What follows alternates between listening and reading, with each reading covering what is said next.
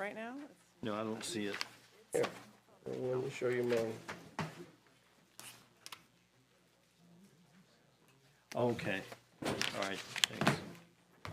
Are we ready?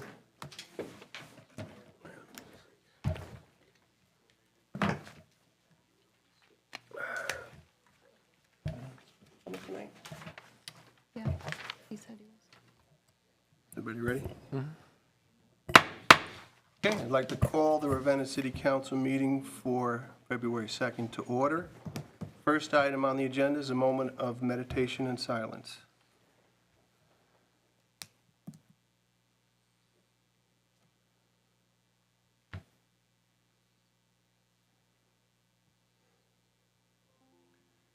You all join me with the Pledge of Allegiance.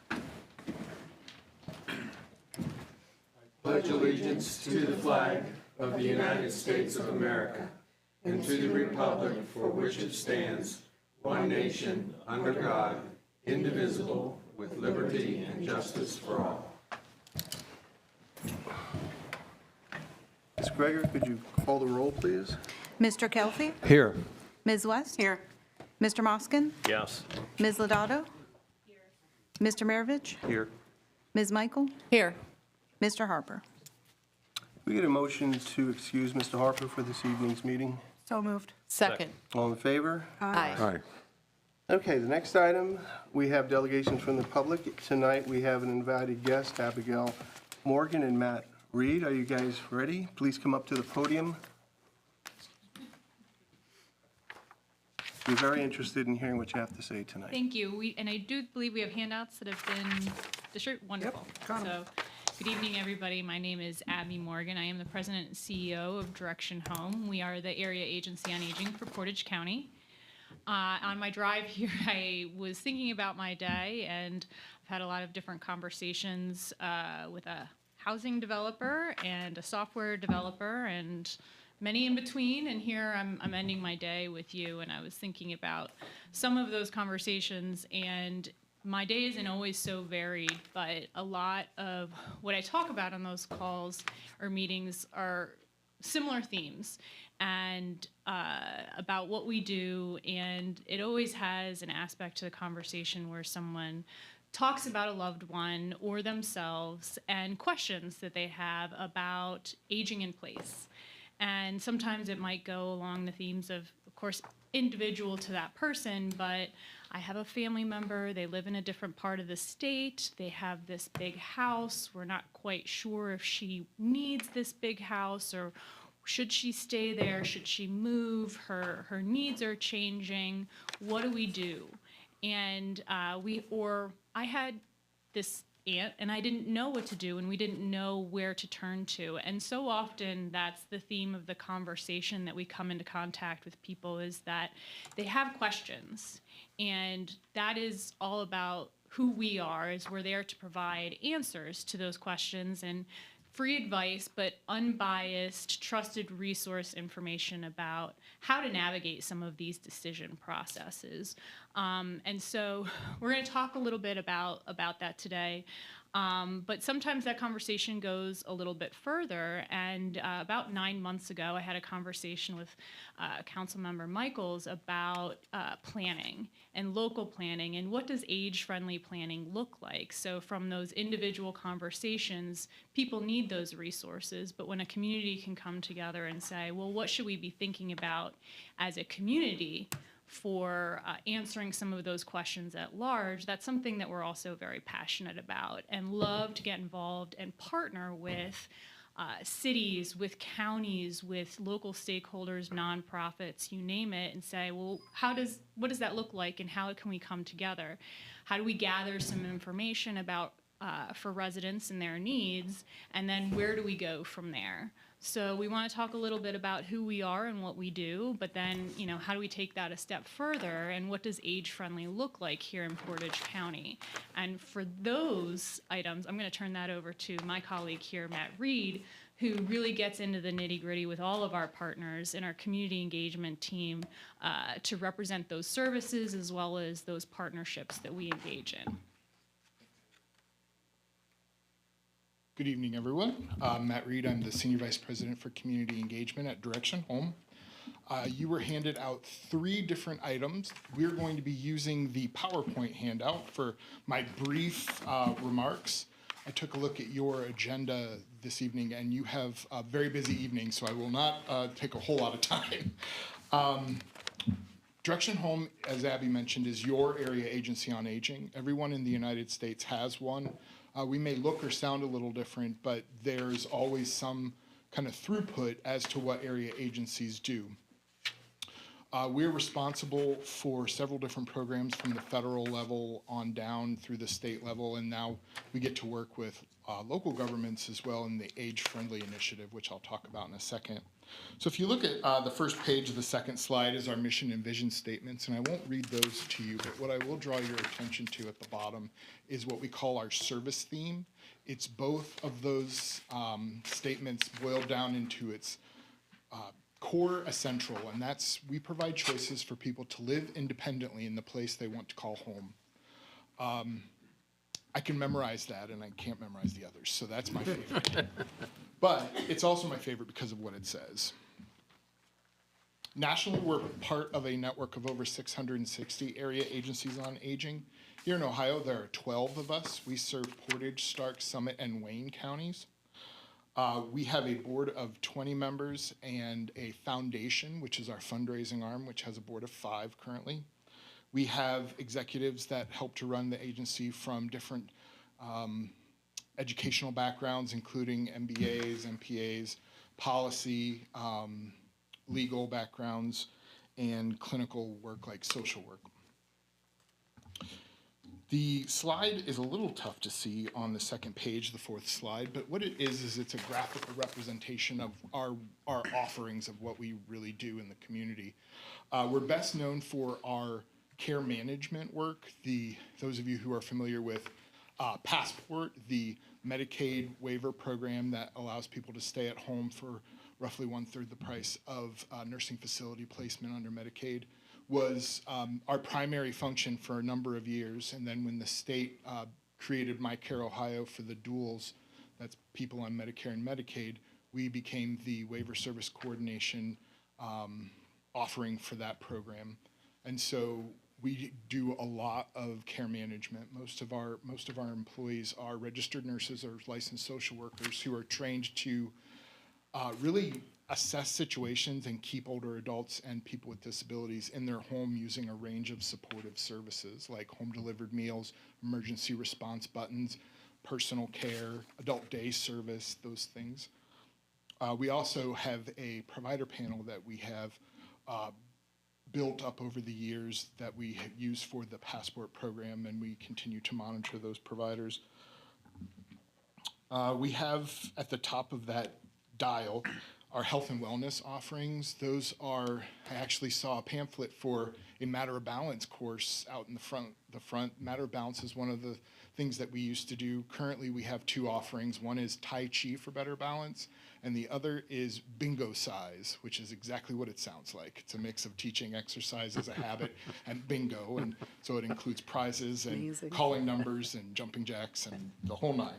But what we really try to do is find programming that is enjoyable and also has an evidence-based component to it so that we know that if people go through it, they're going to fall less, which is a huge deterrent for people to use ongoing services.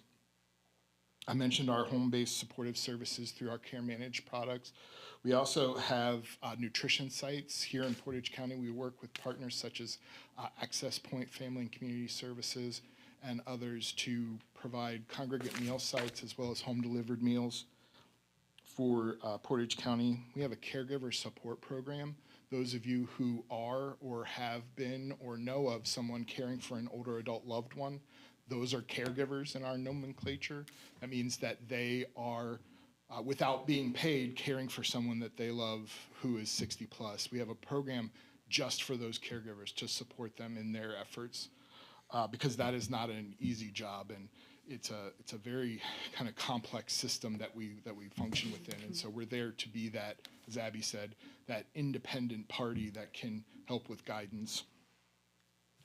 Which leads me to our front door That's the screening, telephonic screening and in-person assessment programs that we offer free of charge for everyone in our area.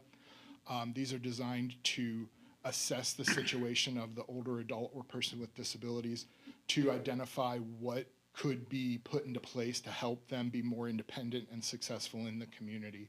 And so these range from someone who just needs a little bit of light housework all the way to we've had calls where the daughter is calling, leaving a message at 3 a.m. because mom just fell and broke a hip and she doesn't know how she's going to bring her home because she can't climb stairs. So we kind of tackle all of those situations, and we provide not just referral, but also information in that assessment. And that's really important because we know what questions to ask and what people are and aren't saying. And so we can help tailor our recommendations around that. And then finally, we have our Elder Rights Program, which is the Ombudsman Program. For those of you who are familiar with long-term care facilities, that's the rights protection organization.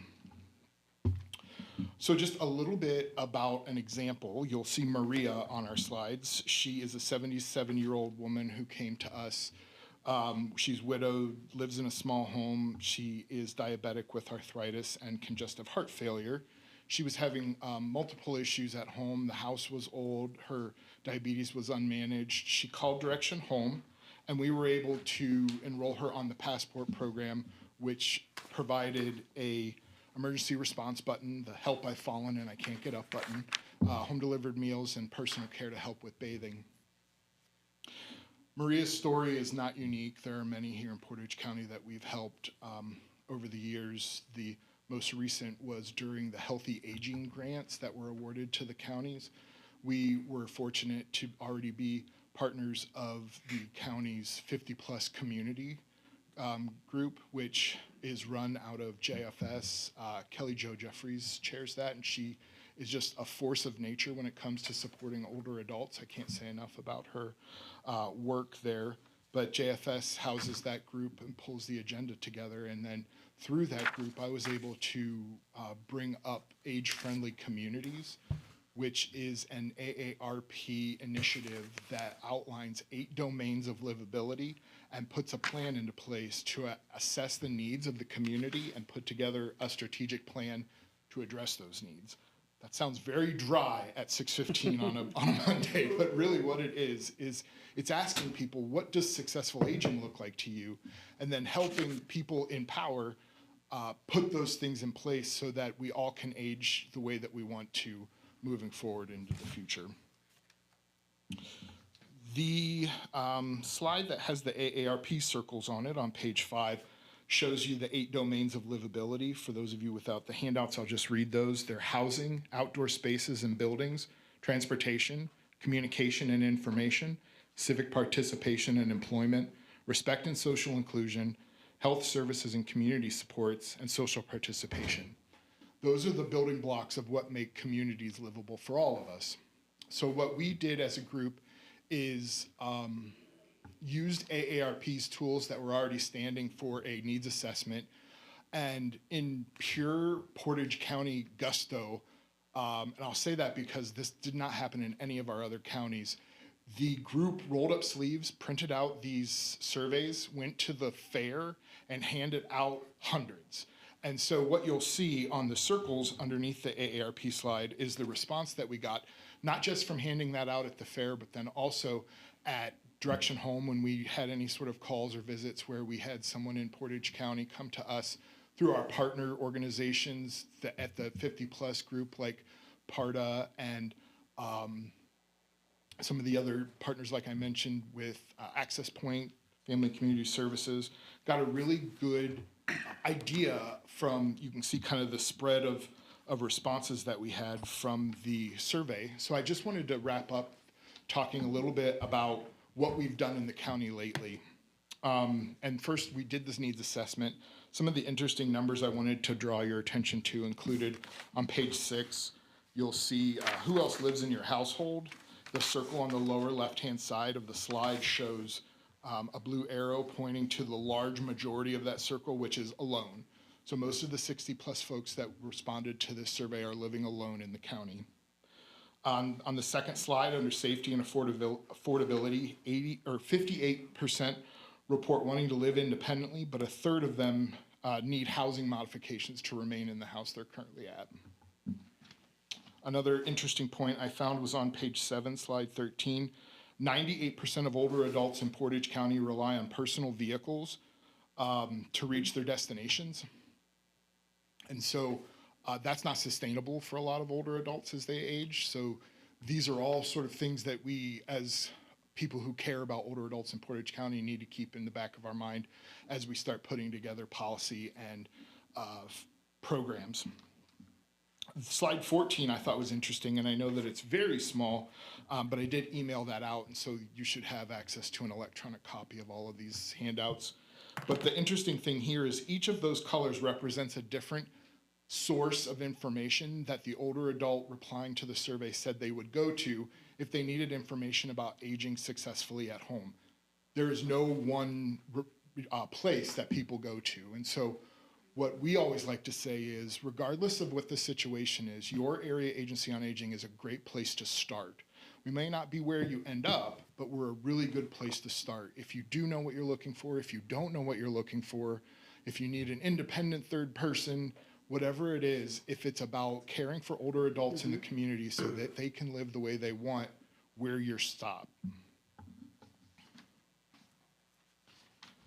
Just a couple more figures, and then I can pause and I'd be happy to answer any questions. Under the next page 8, slide 15, 60% of older adults feel that the community lacks a central source of information for social services. This is one of the items that we've been trying to tackle as the 50-plus group at JFS. You may have seen our calendars that went out into the county, that those have been really popular, and those highlight different aging services on the different months.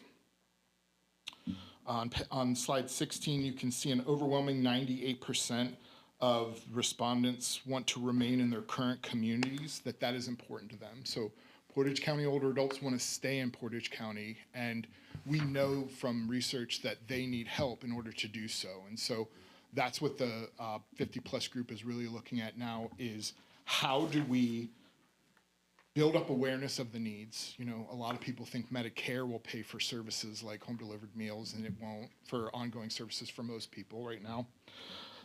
How do we identify those service gaps and address the waiting lists that we currently have for services?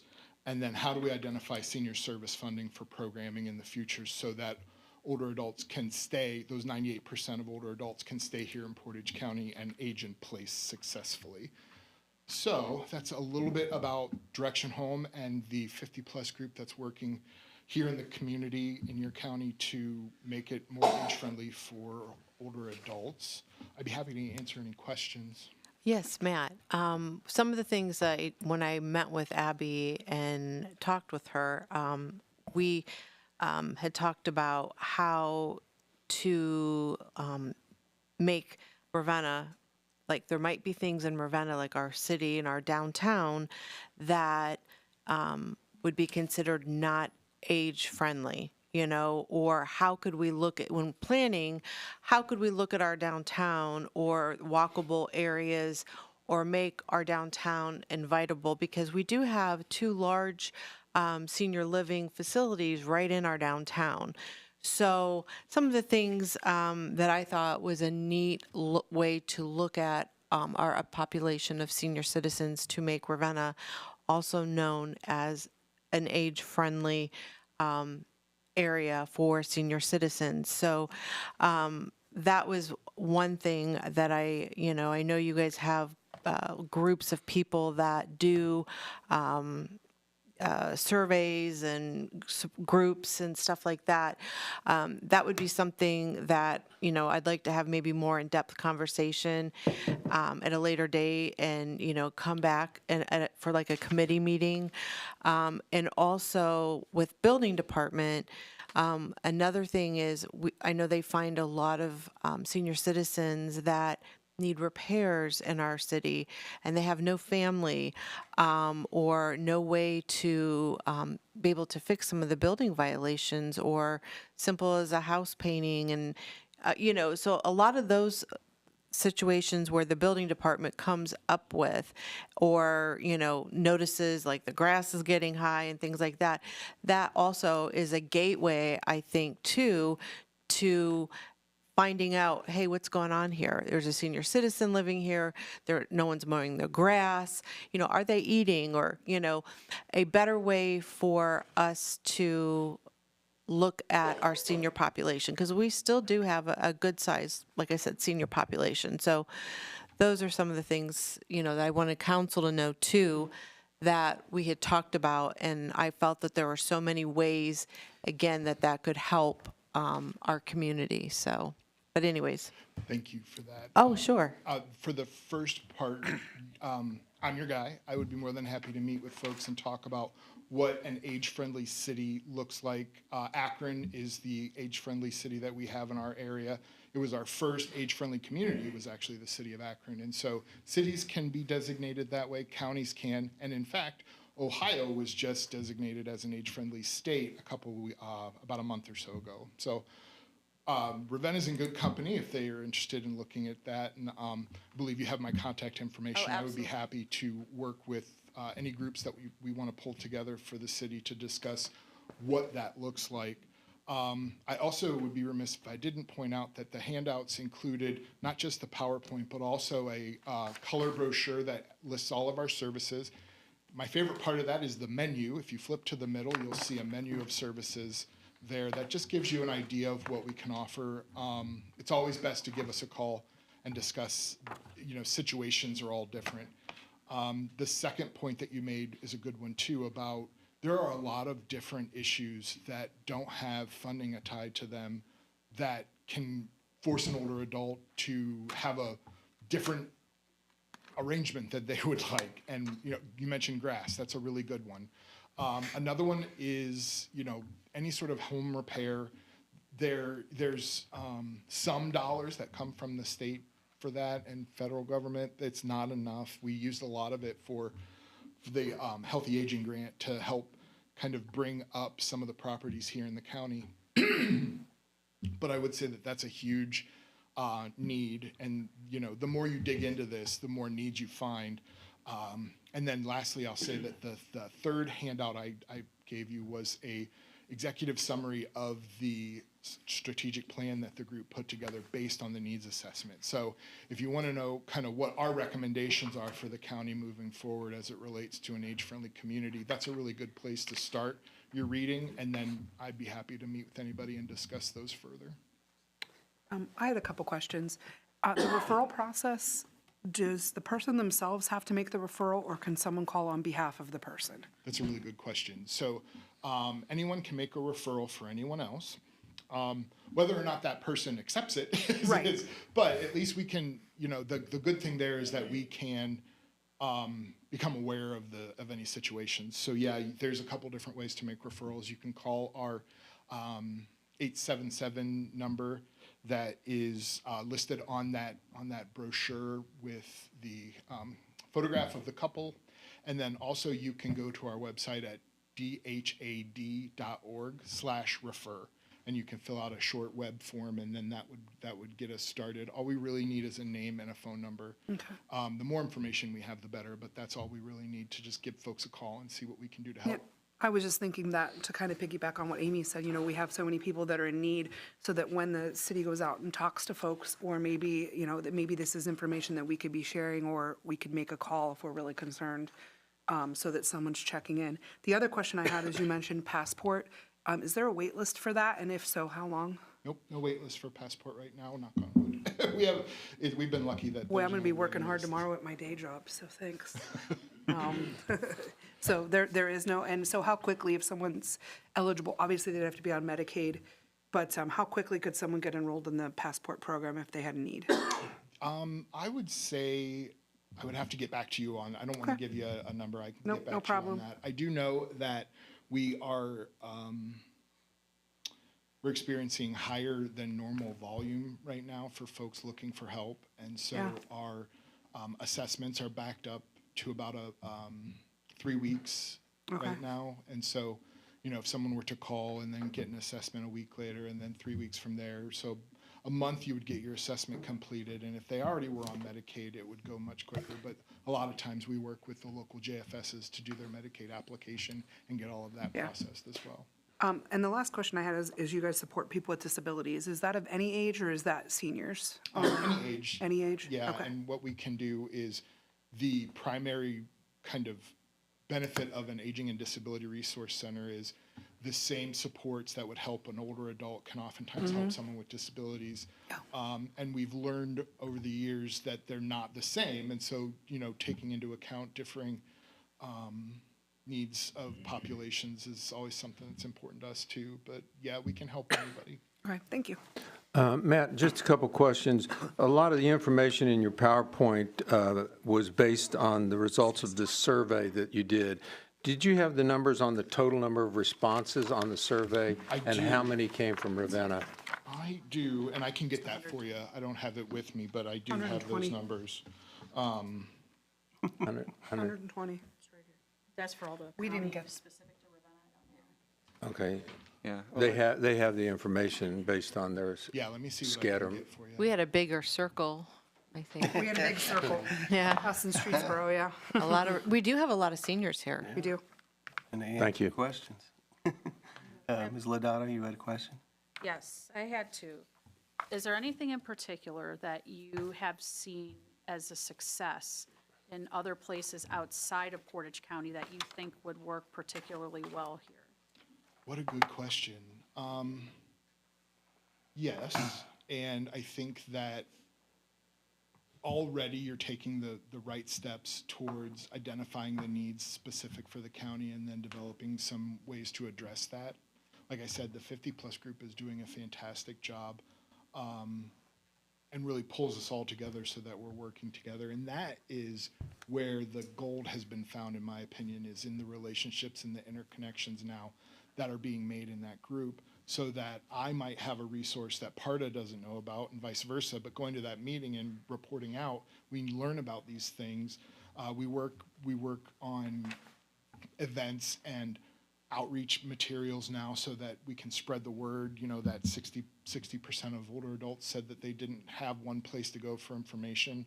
We're trying to address that. So I think to answer your question specifically, there is a lot of work around communication and helping older adults and their caregivers and people with disabilities identify different resources and supports, and then kind of giving them ongoing communication vehicles. And so whether that's Facebook or a newsletter or whatever it is, older adults want to know about activities and events. They just might not get the information the same way that we do in part, although fastest growing groups of online users are older adults, primarily, when I look at the research. So, but that's what I would say is communication first, addressing awareness of resources would be great, and then digging into that report a little deeper and kind of looking at to see what other people are asking for. Okay, but is there anything that you saw somewhere else that you're like, man, that would work fantastic if they put it in place in Portage County? In Summit County, we developed an age-friendly seal of approval for businesses, and it's going really well because the Better Business Bureau kind of took it up along with a provider, Vantage Aging, to provide volunteers for the evaluations. But it is a list of criteria that businesses can say that they adhere to, and then they get the little seal, the sticker on the door, and on a list that says we are an age-friendly business. That was something that was very concrete. Some of this when you talk about planning and programs and everything, but this was something people could put on a door, and you could see it and know that their parking lot had been addressed for fall hazards, and that their print materials were at a certain point font, and just some things that you can do that you might not even be thinking about Right. To be an age-friendly business. It's the little things like that unless you're trained specialist or, this is your specialty, we could be overlooking, and it's just an easy fix, I so, love that. Well, I yeah. had one more. You had something, I was reading the executive summary, and we talk about transportation. You have micro transit. Like, what is that? That would be like an Uber, just a one-time, kind of on-demand trip, I think.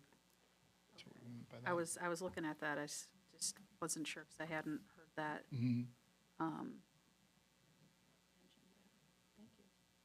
Does anybody else have any questions? Yeah. Mr. Maravich? Certainly. Just had a couple for you, and you're welcome for concise answers. But what do you feel is the biggest impediment to aging in place in our community so far? Access to services, and services kind of broadly, but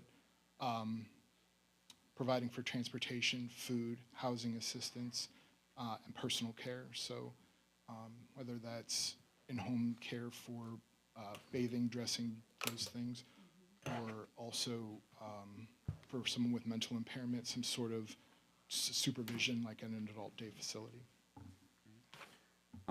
What information do you wish people knew about the Area Agency on Aging, as not to be confused with the Automotive Club, that you find that most people don't know? Is Yeah. like the biggest thing you feel like we just wish we all marketed better about this? Yeah, I don't do tires. I don't change tires.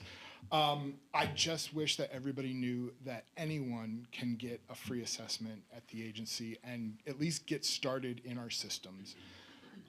We had a slogan that was "Know us before you need us," which is really good advice that very few people take. It's because I've been doing this for 25 years now, and what I can say is that people don't think that they are going to need these services, but the statistics show that over 50% of people at some point in their life are going to need long-term services and supports.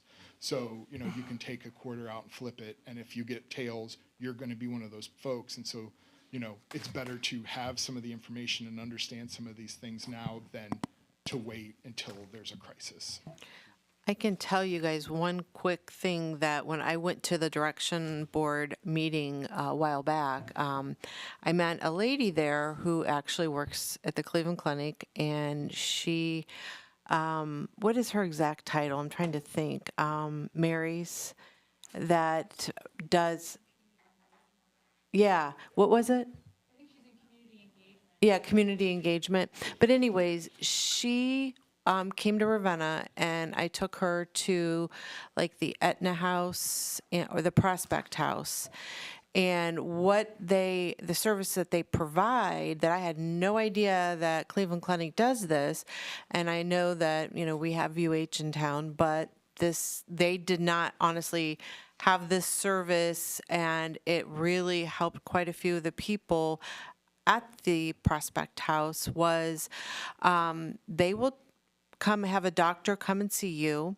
They have specialists that will come to you, and they will honestly bring like a vehicle if you need an X-ray, and I think it was a CT or something too. I don't remember what it was, but if you needed testing, they'll also bring a vehicle to where you live, and you can have the testing done in a vehicle, and they'll do your labs. So for a lot of these seniors that can't get out of the house or it's too difficult, there's actually a service that will come to them, and then they end up having a nurse practitioner that follows them. And some of these seniors, you know, transportation was huge to get them to and from some of these doctor's appointments. They would actually get a podiatrist, and the one had an orthopedic doctor come as well. Like if they needed specific specialist, the Cleveland Clinic sends them to their house. I had no idea, but we were able to sign them up through Medicaid in this service, and it was a service for senior citizens, which, you know, again, I had no idea until I attended this meeting, and it helped several of our own people in our own community. So thank you for that. Anybody have any other questions? Yeah, I Mr. wasn't Maravich, quite you- finished. Oh, That's all right. That's why I write them down. You're all good. But you said that there was a waiting list. Can you speak to that in terms of like what is the average wait time to get enrolled into these programs? And do you know how many residents of Ravenna are on the waiting list if we have any? I can get you some firm numbers, but I can say that when we did the Healthy Aging Grant, there were over 100 older adults that had applied that we just couldn't help because of funding. So that is unfortunately the case for most of our programming, that some people will wait indefinitely, because most of our waiting lists are a weighted list, which, is designed to provide for those who have the highest needs. So someone can actually be on the list with a lower need than average and not get help. It is not, it is, the funding that we use for these programs isn't designed to help as many people as need it. There is a vast gap between people who can qualify for Medicaid and get help, or can privately pay and get help. There's a lot of folks in the middle that don't have any options. Thank you. And my last question is, what have you found has been the most effective method to help keep aging populations engaged with their communities?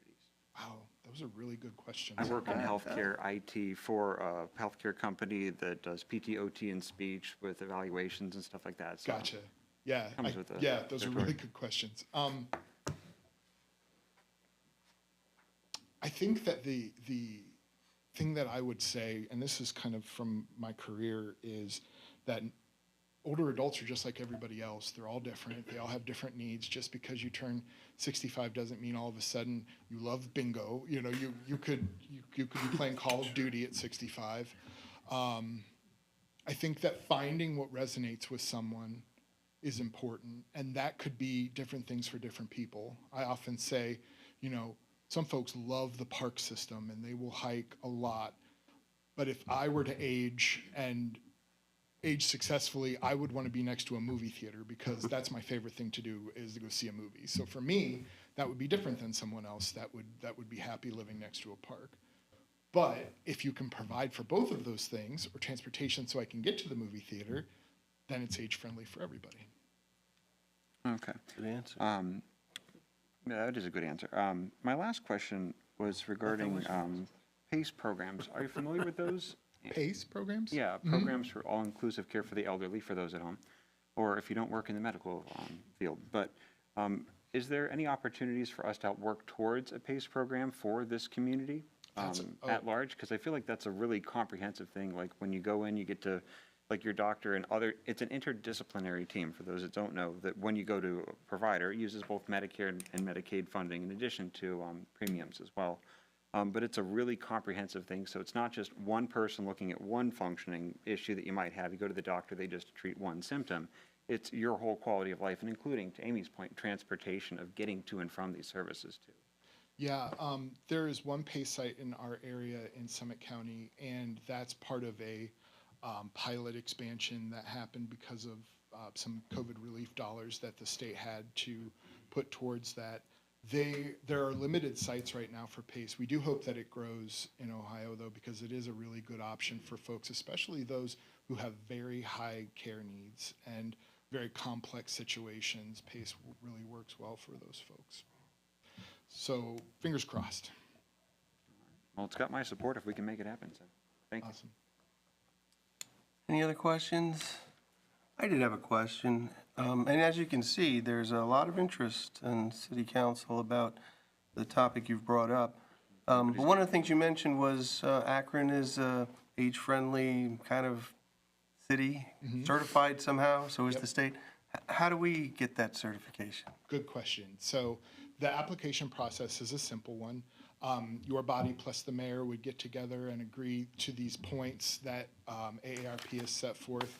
Things like you will do a needs assessment, you will put together a strategic plan, and you will spend 3 years trying to achieve what your strategic plan says you need to do to address the needs assessment.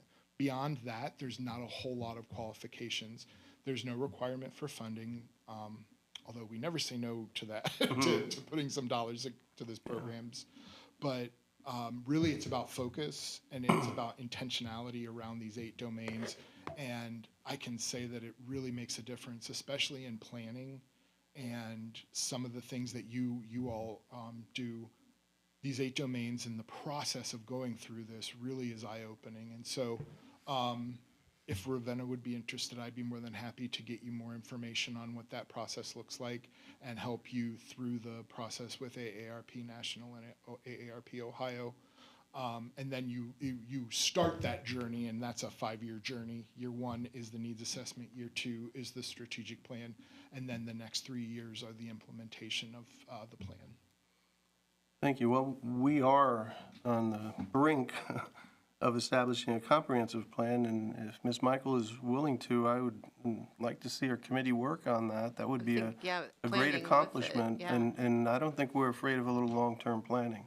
No, So that we was the appreciate it. goal. That was the hopefully goal, to kind of have a little bit of visionary on another part of Ravenna that, might not get looked at. So, Yeah, let me Yeah, pull some thank you. information, and I can We'll talk disseminate soon. it to the council. Thank you so much. We're We all very appreciate it. invested. None of us are getting any younger, so. That, yes, I'm often reminded of that when my knee goes out.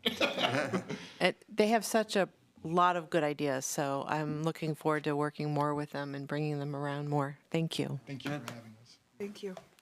Thank you. Okay. We are, The mayor's happy.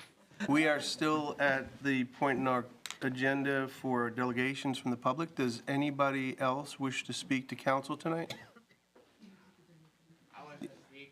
Sir, come up.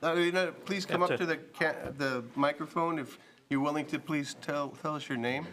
My name is Logan Alexander Clerk, and I live in Hamlet Park. And I found out it's outside the jurisdiction of the city of Ravenna, so I was wondering if there's a way to extend the city limits to Hamlet Park. I know it cuts off at Cotton Corner, State Route 14, and it's very unique that it's the one neighborhood that's not overlooked by the city. So I wonder how that would happen in order to extend the city limits to Hamlet Park before it hits West Branch. Are you in Ravenna Township? Yeah. Yeah, I'll be in township, yes. So you're advocating we annex part of the township? Is that your proposal? Yeah, to extend it so it reaches Hamlet Park. Okay. You guys want to vote on that? It's a little more complicated, but I guess that's something we'll investigate. What specific benefit would it have to the park, be a city resident? So what the specific benefit would have for the park to be part of the city is that the city of Ravenna police will overlook it, and it will relieve the deputy sheriff from more work because they're a county department. So it gives more time for the sheriffs to work on other things while the city overlooks the park. And also, it could be a benefit to the park for being a city within city boundaries. For also, this is actually going to be a question. So y'all were talking earlier about seniors in their homes and not being able to cut their own grass. So I see the streets are being plowed with the snow trucks, City of Ravenna, and it's being paid for by our taxes. How come our taxes aren't being used towards the City of Ravenna workers possibly cutting the grasses for seniors? Okay. Or because I want to know who exactly does the parks, streets, like pavements. 'Cause I don't think it's the City of Ravenna, since the City of Ravenna doesn't reach out to Hamlet Park. Therefore, the property manager has to put their own money towards their own third party company to plow their streets. So if the City of Ravenna takes over Hamlet Park, then we are taxes paying for the pavement being plowed, the snow being plowed in the park. You see where I'm getting at? Yes. So it would also save on the rent of each tenant. The lot rent can also lessen if our taxes go toward the city for those plow trucks to come in and plow those streets rather than the property manager paying on another company to plow those streets. Well, it's certainly an interesting proposal. Yeah. We shall investigate it a little bit more. So it'd be good for all the tenants, especially senior citizens too. And then also, I know you, Mr. Karras, because I came from the Kent State University Stark County campus. You're the library director down there. I was. I retired a few years back. Retired when? July 2023. Okay. You were in my orientation class for Destination Kent State with Mavis Jennings.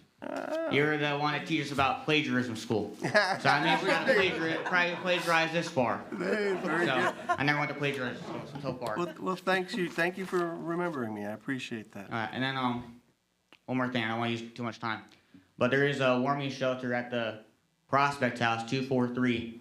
So my question is for those people that are in need, that are out that are out in the cold, and say that place fills up, kind of the Haven, I found out is filled. So both those places fill up. Is there any other places out willing to open a warming center around here? Good question. I thought there was another one, but I can't remember now. NDS is NDS, working on NDS. one that's really in the township. Prospect. Because I volunteered there this past week. So when it came to intake of somebody who's normally that is gonna stay there without access, without it being a warming center, they have a very comprehensive intake process. However, there wasn't a limit to people that were coming in from the cold. So if you were there for the warming center, which I believe ended Sunday, but might start up again next week, because I hate to say this, but I think we're getting hit with even more of this extreme temperature coming up. So we weren't turning anybody away, and we were actually getting calls from Summit County, from people in Akron, because there were some places full, but then there were churches that came together and opened it. But as far as Shepherd House went, we weren't told that once we hit this many people, we can't take anymore. Okay. So Thank you. 'Cause I was that getting helps some out. misconceptions on that. So since you're a volunteer, I heard it from your side of the story now. The warming house that over by Prospect House was just opened last Friday for the purpose of that, working with NDS and the city. We got that open because Okay. we have people that would not survive out in that kind of way. Yeah, I know. It's like we're living in the Arctic mist right now. So what would happen if those places fill up? Would there be possible buses that are paid for by our taxes to drive us out to a warming shelter that's possibly open somewhere else? I would say that that many of those places work very well together. So whether it's the warming shelter on Prospect or the Shepherd's House, it's always going to be the Haven to me. They're all going to coordinate and work together. Family and Community Services, Access, all of those programs, they really do work to try to figure out a good solution for folks. So I would think that none of them would turn someone away. They're going to try as hard as they can to try to find solutions. But they don't provide transportation. No, but but there are things that can be looked into, or Our police department transported people to shelters. So there's it's always just like how Direction Home is talking about how everyone's different. We got to remember that too with all of our population here, is that everyone's needs are going to be a little bit different. So it really is going to depend on the needs of that person. Okay. All right. Logan, thank you very much. Appreciate your ideas for tonight. One more thing. Where's the health department we're gonna? We don't have a health department for the city. We have, the county health department is in our town. Where's that at? Like, what's the It's the address? old. Next to bank. Mark's. Yeah, next to Mark's, the big building. It used to be bank. Oh, okay. That's why I overlooked it. 'Cause I think it says like the bank logo on the side Yeah. or something. Okay. That's neat. Thank you. You're The city I know where it hasn't, is. the city hasn't had a health department for several years. Okay. Was there still somebody I can talk to that's like a health advisor or something? Yes, we're in partnership with them. Okay. Yep. They cover our city too, so it's the county. Okay. All right. I'll go there for the rest of my questions. Thank you. Okay. Yeah. Thank you, very everybody. much. Have All a good right. night. Anybody else wish to speak to council tonight? Okay, not seeing anybody, we will move on. The next item is approval of the agenda. The first thing I would like to take out from the consent agenda, ordinance 2026-21. We'll put that first in first readings. I have some questions about the attachment, the exhibit. Any other modifications about the agenda? Not hearing any. Is there a motion to approve the agenda? So moved. Second. All in favor? Yes. Aye. Anybody opposed? Okay, the agenda is approved. So the next item is the consent agenda. You can see that we have some communications. Everyone, please remember to file with the Ohio Ethics Commission, pay your $35, and make sure you do the proper reporting. And we have minutes, reports of officials that have been sent to you separately, and several ordinances that the Committee of the Whole put in the consent agenda. Is there a motion to dispense with the requirements of the city charter and the revised code of Ohio with reference to reading on 3 different days and adopting emergency clauses and approve the consent agenda? So moved. Second. Mr. Kelfi? Yes. Ms. West? Yes. Mr. Moskin? Yes. Ms. Lodato? Yes. Mr. Maravich? Yes. Ms. Michael? Yes. Okay, the consent agenda has been approved. Moving on, the next item is invited city officials. Tonight we have Mr. Lovejoy. Apologies for keeping you waiting, but we are looking forward to your report on the street department. Well, I will start with that, touching on the storm we just had. First off, can't say enough great things about the crew that we have down at the street department. They have worked endlessly since from Saturday on till even today now, just moving snow around the clock from Saturday to Wednesday. They worked. And then cleaning all the piles downtown, and, you know, we had to get that stuff moved in case we did possibly get another burst of snow. With that being said, again, the crew we have is, I can't say enough good things about them. As far as salt usage this year, we're kind of running around the same as we used last year right now. It's kind of ironic that a storm like we had uses the same amount of salt that a small, you know, because we don't salt and plow. We kind of let it come down as hard as it can, just keep pushing the snow without salting it, and then that's when we start to use it, because why plow it off the street if, you know, we're gonna come right back around and push it off. We are gonna be in good hands with salt for this year. We're not gonna run out. We got our first delivery Saturday, for the 2026 year, so no chance in running out this year, thankfully. Upon approval for the sewer camera, they're telling me 30 to 60 days for it to be in. It's going to be very beneficial to the city with this unit. It's going to be able to do some more things than what our other camera could not do, and obviously, I know it's sticker shock, but you get what you pay for. The last camera we had, it just wasn't meant to do the everyday thing that we needed to do.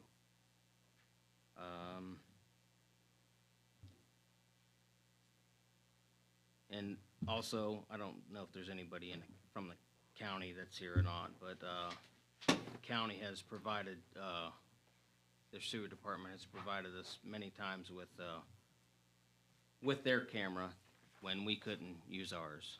And thankfully, we have a great relationship with them.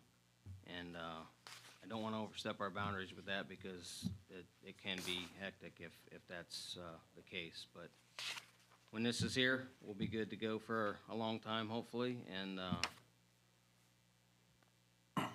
so the other thing I was thinking about this year is our chippers are getting aged right now.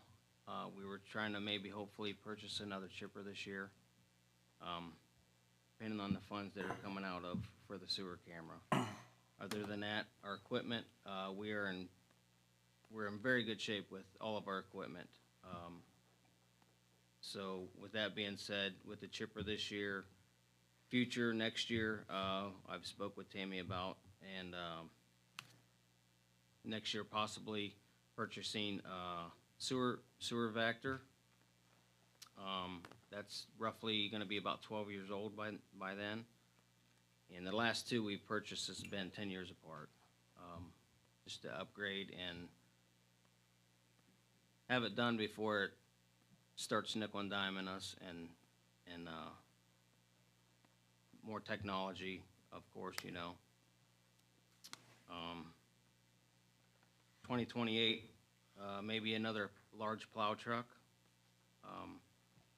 And in the near future here, some safety equipment with aero boards possibly, crash attenuators. We're having to do some more work on 14 than we haven't in the past. So that's something else we're gonna have to look into. But that's about all I have right now. Anybody have any questions? Questions? We had a new truck this past year that we purchased that was a little bit smaller, snow plow truck. It has the new blade on it, and how did that work out this year in the snow? Really good. The newer trucks that we have purchased, the smaller, newer trucks, snow trucks we have purchased were four-wheel drive. In the years past, the smaller trucks were only two-wheel drive. They've been very beneficial. And they're holding up great. And we did have another large truck that we purchased 2 years ago that we were finally able to use this year, just because of how long it took for it to get outfitted and stuff. So we're up to 5 large trucks, 4 or 5, yes, 5 medium-duty trucks. But 2 of those are definitely aging, so we're gonna have to start looking for those as well here in the near future. Did you see in the news, Mr. Lovejoy, about a snow plow that has a bed that's heated and it melts the snow when you put the snow into it in downtown areas to get rid of the accumulation in downtown, melts it and puts it then down into the sewers? It's probably, you mean when they haul like the large piles out of? You know, the large piles. Those they have- trucks are also used for asphalt as well. They have heated beds where they keep the. Snow dragons? Okay. That's kind of fun. Sounds like a mythical But creature. Sounds like a some good band. large asphalt trucks have heated alleys in the bed to keep the bed warm. Okay. In your purchase of your new truck in 2028, you might think about that as an option. Are they, the medium-duty trucks that you had mentioned, considering replacing down the road, are they having mechanical problems at this point? No, they've been functional. We've been really, really good with even all of them, even the older ones right now. Just the older ones are they're getting tired. Yeah. But no, they've been really good. When you said they were aging, I didn't know if you planned on replacing those at a certain year time span, or if it was because of problems. That's why I asked. No problems. Just they're getting 12, 13, 14 years old on some of them. So it's we don't want to keep putting money in if it does happen. We do utilize every truck that we have down there, and the biggest purchase of the big salt trucks we don't really use during the summertime, just because they're equipped for salt. And we don't have a use for large trucks daily like we do the small trucks. I just wanted to say quickly, it was like a fine old machine watching those guys remove the snow from downtown. I drove through quite a bit, and just seeing the trucks of snow coming out of there was really fabulous to see. Are you guys fully staffed now with the street department, or are we still looking for some folks? Unfortunately, no. We are looking for 2 as of Okay. right now. Okay, thank you. I'm sorry. Oh, did have a question for you. So given the nature of how many different vehicles and how, a lot of different equipment that you have, do you use any technology to help manage, the preventative maintenance to make sure, based on how many miles and things or timelines that PMs are done to help keep I'm assuming you guys have done a great job on keeping the fleet in good order, since we've had a lot of vehicles last a very long time here. So You know- credit to you guys' work. They do last a very good, you know, your usual fluid changes and stuff is beneficial. And, you know, a lot of times if it's not broke, don't fix it, you know, it doesn't need fixed, so. But we try to do some research on the trucks that we think that are gonna have a longevity versus problems on stuff that's out there. But we haven't really had the need for what you're asking. Okay, appreciate that. Have we, I remember it's been maybe a year or two ago, Bob and you were talking about getting a better idea of like our sewer, our drainage issues that we were having in certain areas and reevaluating, maybe assessing all of that. Are we okay? Like, have you guys been able to, with the shorter staff that you've had and you know, the normal everyday that's going on, have you guys been able to still kind of figure out where some of these, you know, floods that have, you know, happened in the past, like in the central area, certain areas that seem to have been more flooding than normal? Have we got anywhere with any of those, or we're still looking at those solutions? Or, because I know council had talked about if it, at the time, if it was too much, like if we needed to outsource or if for the extra help, to see where we were with some of that. Are we okay with any of that, or have you still been doing that? We have cleaned up some areas. Bob has had touch with some outside contractors in some areas. We're trying to get the flow to be better. I think he can touch on as far as having some flow monitors put in some different areas. Yeah, we're continuing to work on it. Having a new camera is going to give them the flexibility to go do more things that the other camera wasn't providing. Good. Yeah, I just wondered So with there's still a lot more to do. I'm sure. The immediate needs, I believe, have been addressed. Good. And the rain event that we had in '24, for the most part, from what Jason's crew has seen, cleaned the pipes out. So most of them, they went in, said they were already clean. They may not have been clean before the storm, but, you know, so my office has a policy, we have 4 or 5 major outfalls. If we know a rain event's coming, which with the predictions anymore, we're gonna run out and make sure things are clear. Mr. Lovejoy, question for you. We're adding an assistant mechanic to the street department.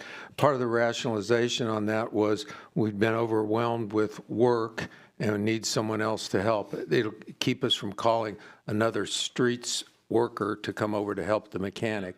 But I also believe that we sent out some work to outside to be done on maintenance this past year.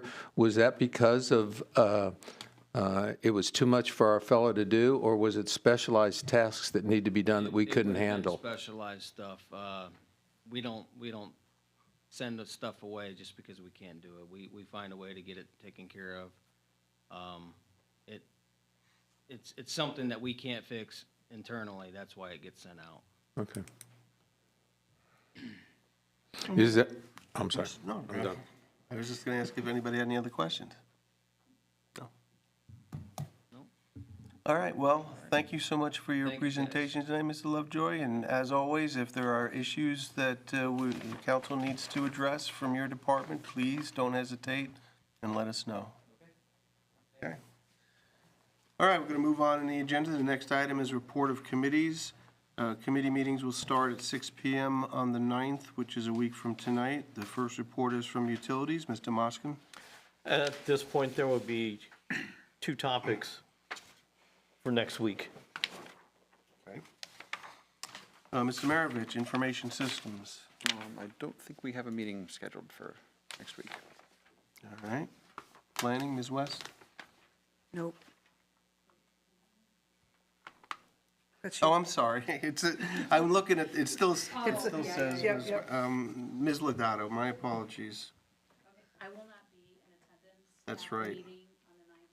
Can I ask that it be scheduled for the following meeting, for the 16th? Well, the next meeting will be on the 17th. 16th is a holiday.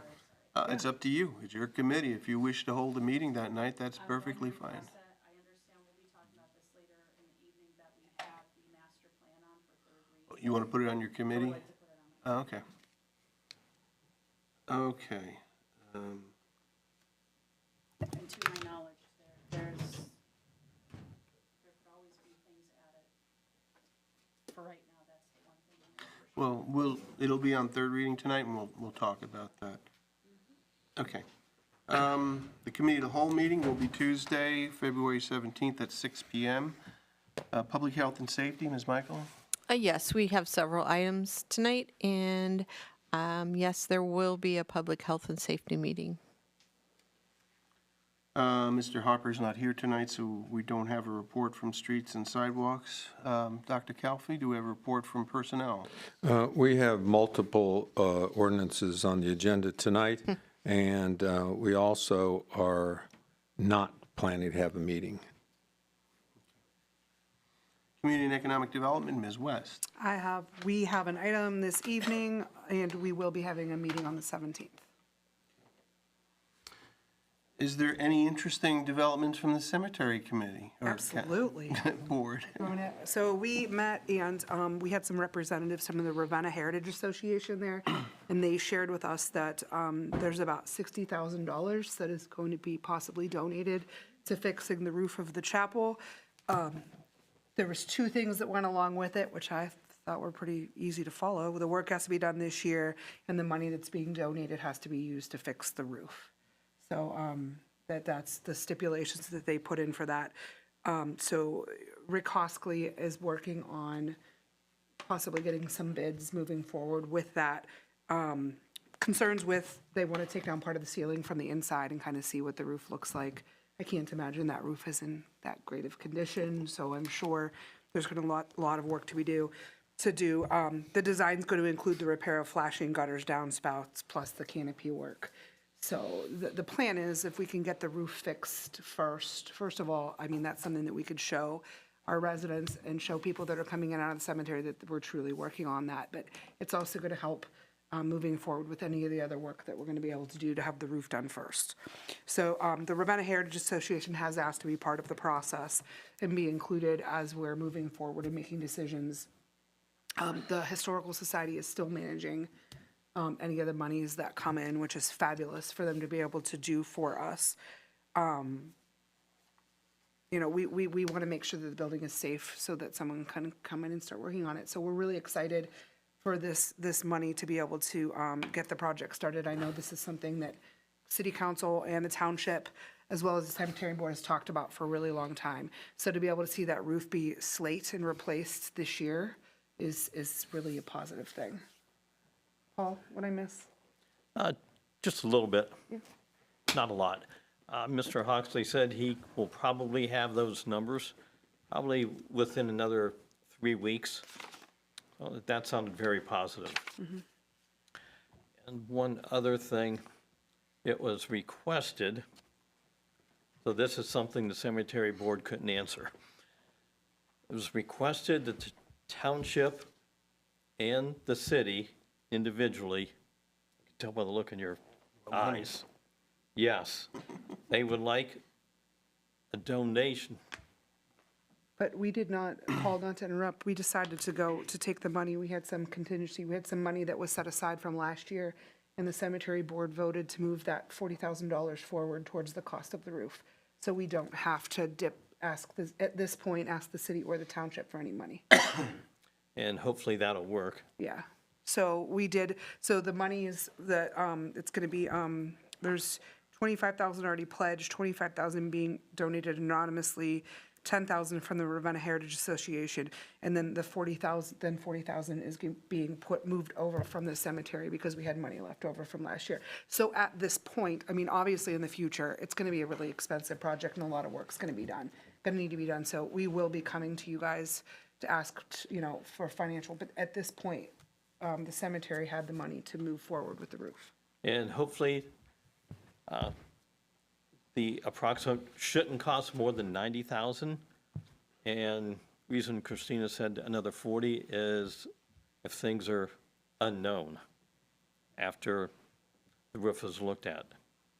Well, if anyone's been in the chapel, there's a lot of unknowns, so we certainly want to make sure. I mean, that Yes. place, whew, so that we want to make sure that it's done right and that we're doing everything that we need to do to keep that building. And done the first time, and that's Right. it. Yep. And then it won't have to be touched for maybe another 80 to 100 more years. Just regular maintenance, we hope, you know. Yeah. So, Sounds so we're sounds good. Thank you very much for that report. Mr. Maravich, do you have a report from Parks and Recreation? Yes, I believe we'll be meeting tomorrow at 5 PM at the Rec Department for anyone that wants to go from the public. But just a couple small updates. They've been working on a lot of planning and for increasing programming and participation this year, and they've got a lot of really cool things coming up, and look forward to getting that out too. But the biggest thing we want to really push is the Marlene Watts Poker Run. It's around the corner on March 14th, so if you are interested, you can register your team. All the proceeds go back to the Marlene Watts Scholarship Fund, and that helps youths participate in all the different various programming that we have. But that's the main gist of it for now. Okay, thank you very much. We'll move on to first reading of ordinances. The first ordinance is ordinance 2026-21. An ordinance authorizing the water treatment plant superintendent to enter into an agreement with Schneider Electric for the replacement of motor control contractors within the water treatment plant and appropriating $200,000 from Fund 677 and declaring an emergency. This was sponsored by Utilities, Mr. Moskin. Okay, this has been discussed previously, and to my knowledge, with no problems of this. And the reason why these electrical components need to be replaced, they are original.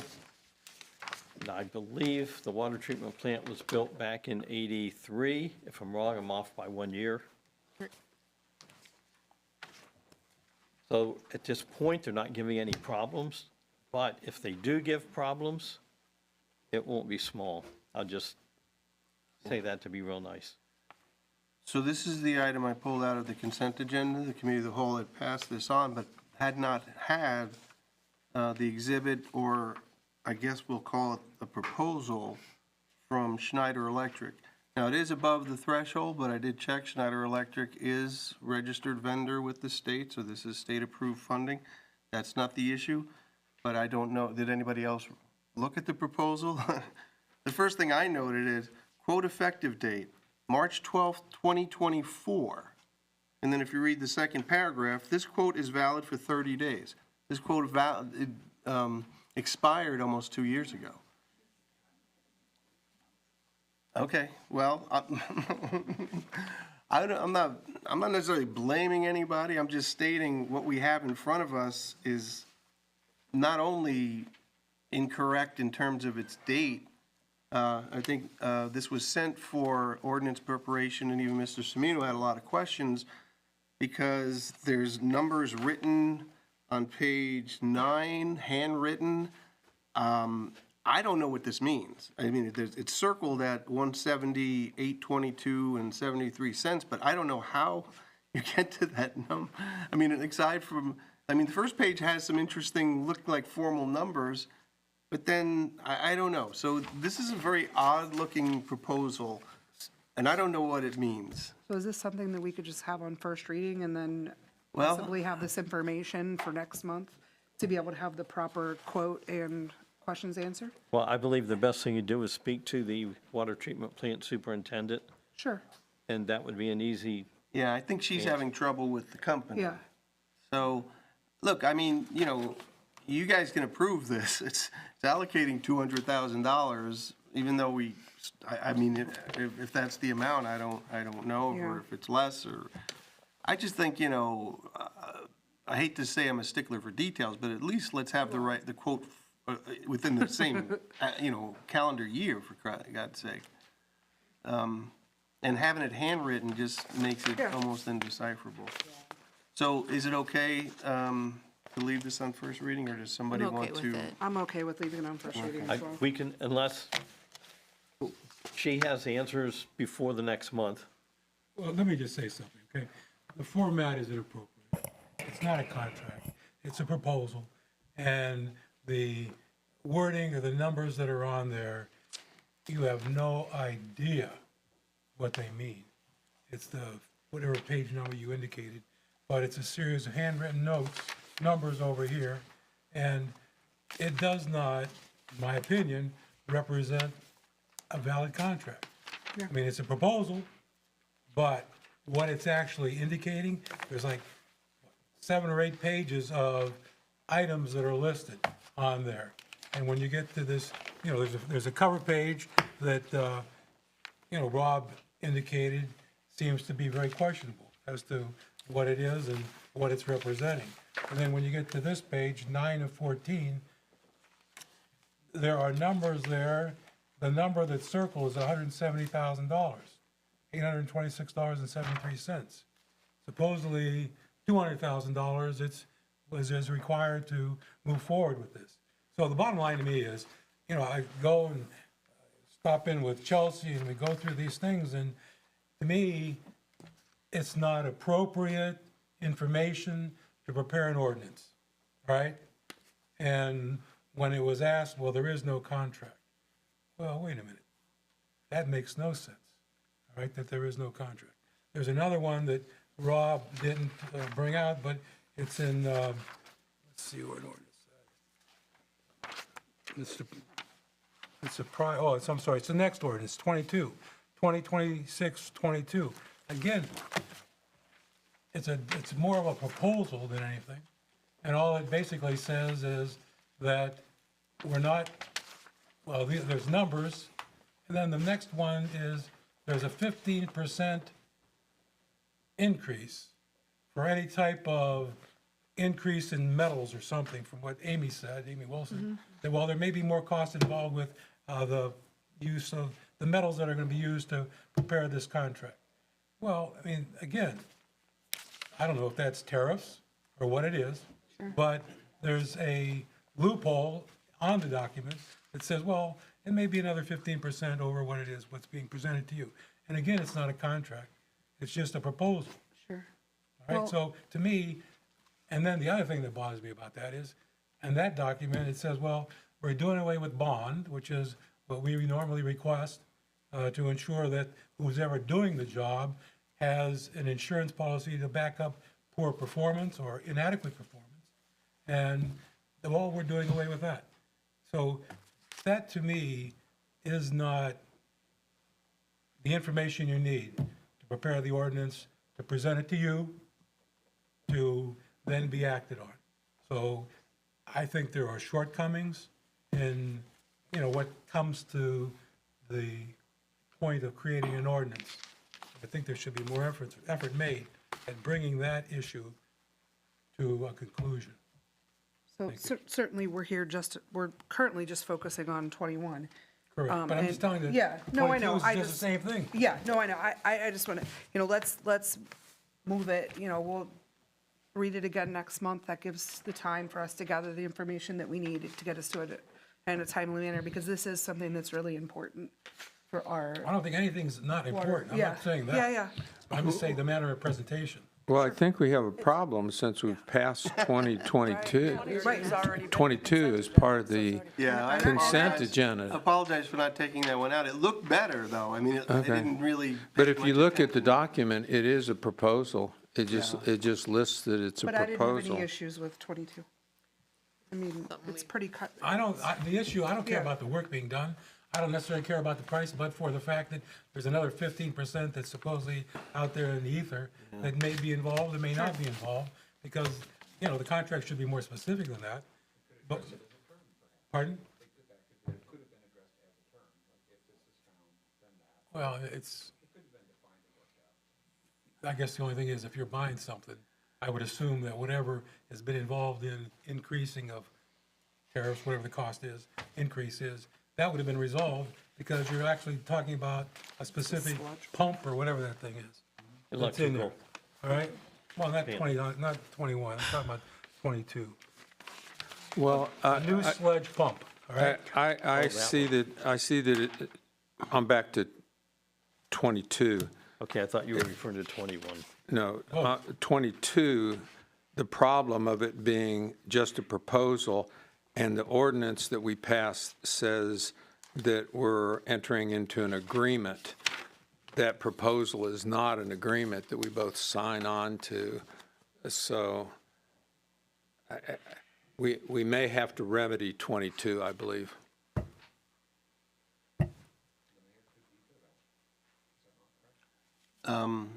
You're looking at me. I'm not sure how we remedy something that was passed in the package on the consent agenda. Well, I guess my point simply is, we should have contracts. And there's, fine proposals, but that then should be developed into a contract and then is presented for ordinance, right? yeah, I'm gonna speak to that a little bit in my comments tonight in a more general way. I'm not sure what the remedy is for 22. When can we amend the ordinance? Personally, I think we ought to get a contract Right. and then deal with a contract.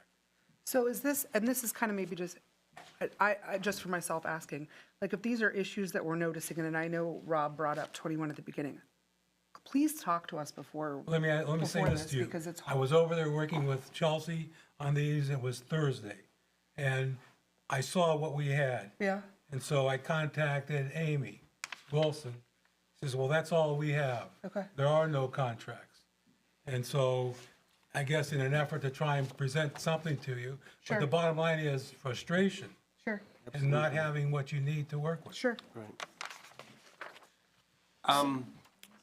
Well, I don't really have time to look things up. How do we repeal something? I think there is a mechanism for doing that within the Tim, we've same done this meeting. in the past, the same thing. What this contract is? No, this is something you're, Basically, the MCC work is basically a proposal that was included with the main MCC work, and this is just an extension off that proposal. There is no contract. Okay, I see where he's coming from. Okay. The sludge pump is basically a proposal for that sludge pump, which is basically not a contract, but it is the total price of what the sludge pump's gonna cost put in there. Okay, it's just a little over $25,000. So, yeah, if you want a contract to purchase a $25,000 pump, I guess we can get that. So why wouldn't we just, I mean, we know what it's going to cost to purchase it, so keep it where we are, like what we had suggested in the beginning, instead of going through all these obstacles right now.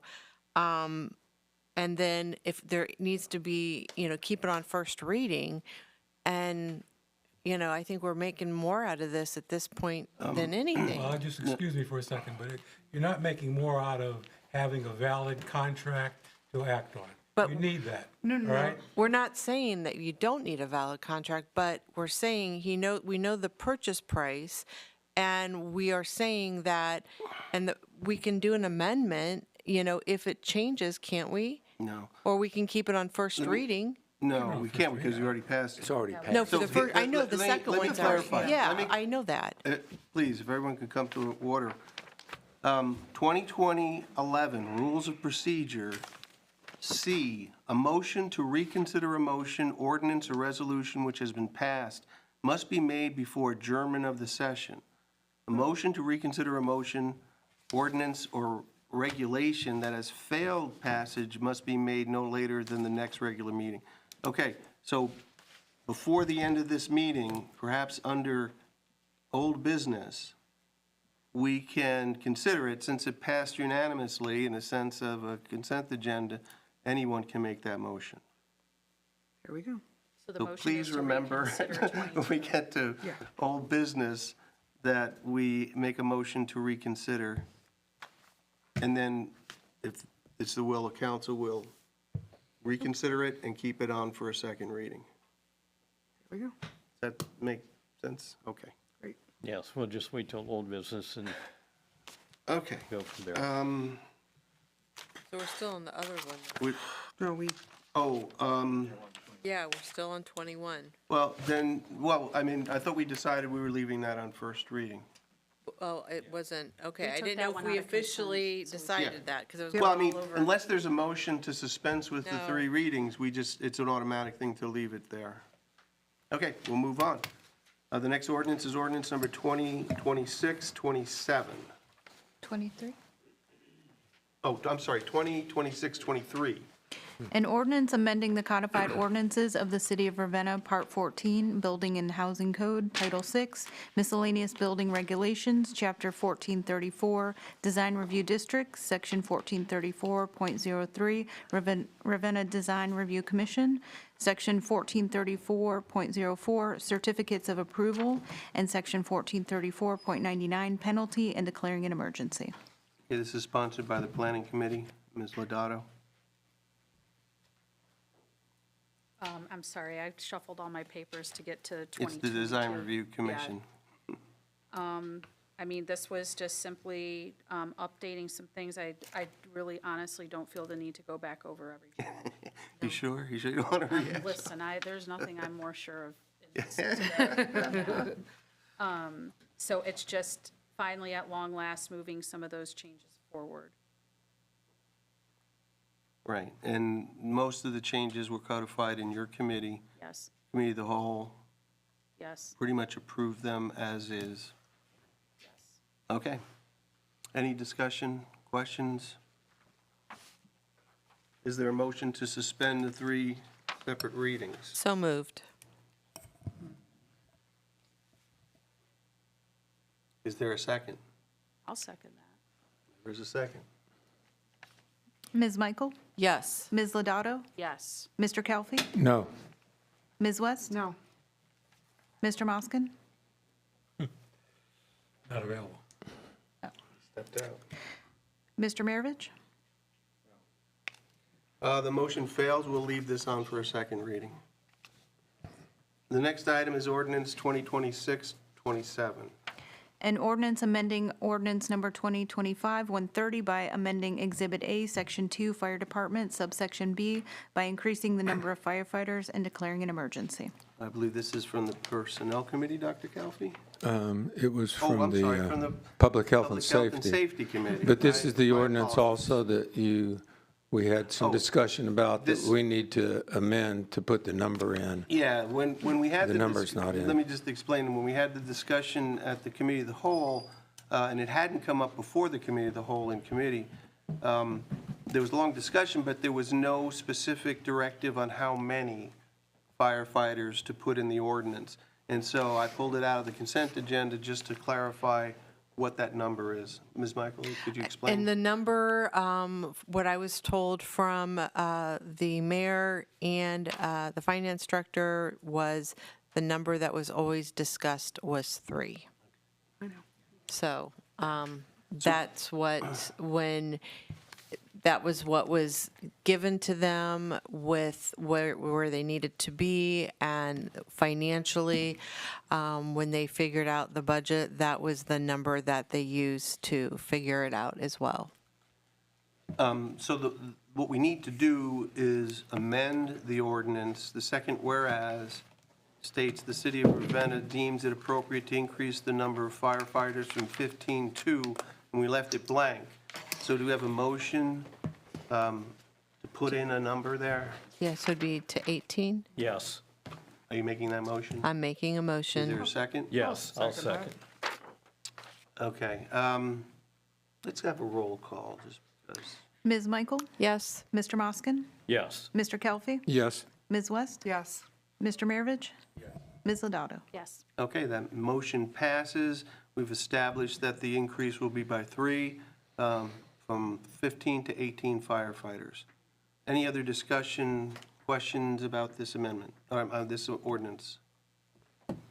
Is there a motion to suspend the 3 separate readings? So moved. Second. Mr. Kelfi? Yes. Mr. Moskin? Yes. Ms. West? Yes. Ms. Michael? Yes. Mr. Maravich? Yes. Ms. Lodato? Yes. Is there a motion to adopt the emergency clause? So moved. Second. Ms. Michael? Yes. Mr. Moskin? Yes. Mr. Kelfi? Yes. Ms. West? Yes. Mr. Maravich? Yes. Ms. Lodato? Yes. And is there a motion to approve the ordinance? Second. Mr. Maravich? Yes. Mr. Moskin? Yes. Mr. Kelfi? Yes. Ms. West? Yes. Ms. Michael? Yes. Ms. Lodato? Yes. Okay, that ordinance passes. The next ordinance is ordinance number 2026-29. An ordinance authorizing the mayor to enter into a 3-year collective bargaining agreement with the International Association of Firefighters, Local 1340, AFL-CIO, effective January 1st, 2026 through December 31st, 2028. Attached hereto as Exhibit A, further authorizing the retroactive application of all policies, procedures, and pay scales to the date terms where established, and declaring an emergency. Okay, this is sponsored by the Personnel Committee. Yes, this ordinance is one of 5 that we're addressing tonight. All of the collective bargaining agreements have been settled, and this has us having the mayor agreeing and signing this. The retroactive application of it refers to the fact that the term of the agreement goes back to January 1st of this year. So there'll be a retroactive pay that'll need to be calculated, and any of the new terms apply back to the 1st. But this is the first of 5. This agreement is for the International Association of Firefighters, Local 1340. Very good. Are there questions and concerns about this? Thanks to the mayor, Ms. Lawrence, Ms. Richkowski. And Heather, Yeah, yes. for the excellent work in getting this done. We had certainly concerns this might be protracted, but it happened quicker than we thought it would, and everybody seems to be okay. These have been ratified by the unions, so. Yes. Any questions or concerns by council? Hearing none, is there a motion to suspend the 3 separate readings? So moved. Second. Ms. Lodato? Okay. Yes. Thank you. Ms. Lodato? I said yes. Ms. Michael? Yes. Mr. Kelfi? Yes. Ms. West? Yes. Mr. Moskin? Yes. Mr. Maravich? Yes. Is there a motion to approve the emergency clause? So moved. Second. Ms. West? Yes. Ms. Lodato? Yes. Mr. Kelfi? Yes. Mr. Moskin? Yes. Ms. Michael? Yes. Mr. Maravich? Yes. And is there a motion to approve the ordinance? So moved. Second. Ms. West? Yes. Ms. Lodato? Yes. Mr. Kelfi? Yes. Mr. Moskin? Yes. Ms. Michael? Yes. Mr. Maravich? Yes. That ordinance stands approved. The next ordinance is ordinance number 2026-30. An ordinance authorizing the mayor to enter into a 3-year collective bargaining agreement with AFSCME Local 3812, effective January 1st, 2026 through December 31st, 2028. Attached hereto is Exhibit A, further authorizing the retroactive application of all policies, procedures, and pay scales to the date terms where established, and declaring an emergency. Also by personnel, Dr. Kelfi. It's the same form for the ordinance as the previous one. This is with the American Federation of State, County, and Municipal Workers, and requesting its approval. Questions or concerns about this ordinance? I do. What's your As question? I was reading through it, I was reading where it's described pertaining to a 10-hour, 4-day work week. And I was reading there, it says the purpose of it would be either construction projects, paving, or sewer projects for the 10-hour, 4 days a week, Monday through Thursday. And there hasn't been any in-house paving done since '07. '07 and beyond, the street department had all of the paving equipment with the exception of a street grinder, which was always contracted out, but they had everything else. And so that was one of the stipulations of 410s. And the other was any specific construction project or a specific sewer project that was done within the street department. I read that over, not just once, but multiple times, just to make sure. And since there hasn't been any paving done in the street department, I better clarify that. Or the other things that I just mentioned, that's why I'm questioning the 410s. They're planning on it. Do you want me to respond to it? Yes, go ahead. Okay. All of the contingencies listed there and going to 410s are at the discretion of the streets supervisor. And so it's the possibility of it needing to be done on a street project, even though you might not have had in-house grinding since 2007. They want to keep that in there for a possibility for that type of work in the future. It's all at the supervisor's discretion and based on the need of a project, and so it just remains in there. Okay, even though they have no equipment to do any paving, and because that's been sold, I better rephrase that, auctioned a long time ago and never replaced. So I just wanted to make these comments, understanding what you just mentioned, because some of this they are technically unable to do because the equipment isn't there. And I know myself, to replace this equipment, you'd be getting well over $1 million just to replace things. And it would not be practical because then individuals would have to be trained on how to use it properly. Are these changes from previous? The reason the street department went to 410s through the summer months was production level is a lot higher and the daylight is a lot longer. Has nothing to do with paving. Paver was a 1955 belly mount paver, which was worthless. It was horrible. That's why they stopped paving. But they do a lot of other things throughout the 40 hours that they do work. If some of you would remember a few years ago when we didn't get raises for almost 7 years, this was an incentive for those employees to still feel somewhat good about their job and feel like the city's given them something even though they couldn't give them pay. And well, there's a few of them that stuck around, I would imagine. So no, they're not paving. They will do repairs, they'll make asphalt. But again, the 410s was from a production standpoint, predominantly. Is that just for the summer? That was generally between the holidays. Between right after Memorial Day and Labor Day. I'm just having trouble finding where you're referring to in the contract. The summer hours don't describe the actual. Dates. No, the work you were talking about. It just says that there could be a 10-hour, I'm not going to read it, it's just paraphrasing, it could be a 10-hour day, 4-day consecutive days as opposed to, and it talks about breaks and stuff. But it doesn't talk about the work they do. I don't know where you're reading that part from. But my guess is, and maybe the mayor or Ms. Lawrence can pipe in, I don't think that was a change, so it might have just been kept in there, right? It's been like that. Yeah, it's just language that's left over.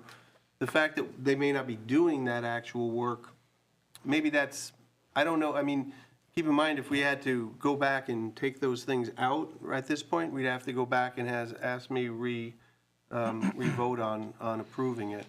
And I don't know if it's substantive enough to really go back and do that. No. It's all discretionary. Right. I mean, the administration could say absolutely not, we're not going to go to the 4 10-hour days. Well, We it's could not do just that, it's the work being done. Well, yeah, exactly. Yeah. I mean, but we don't pave anymore. It's been years since we've paved the roads.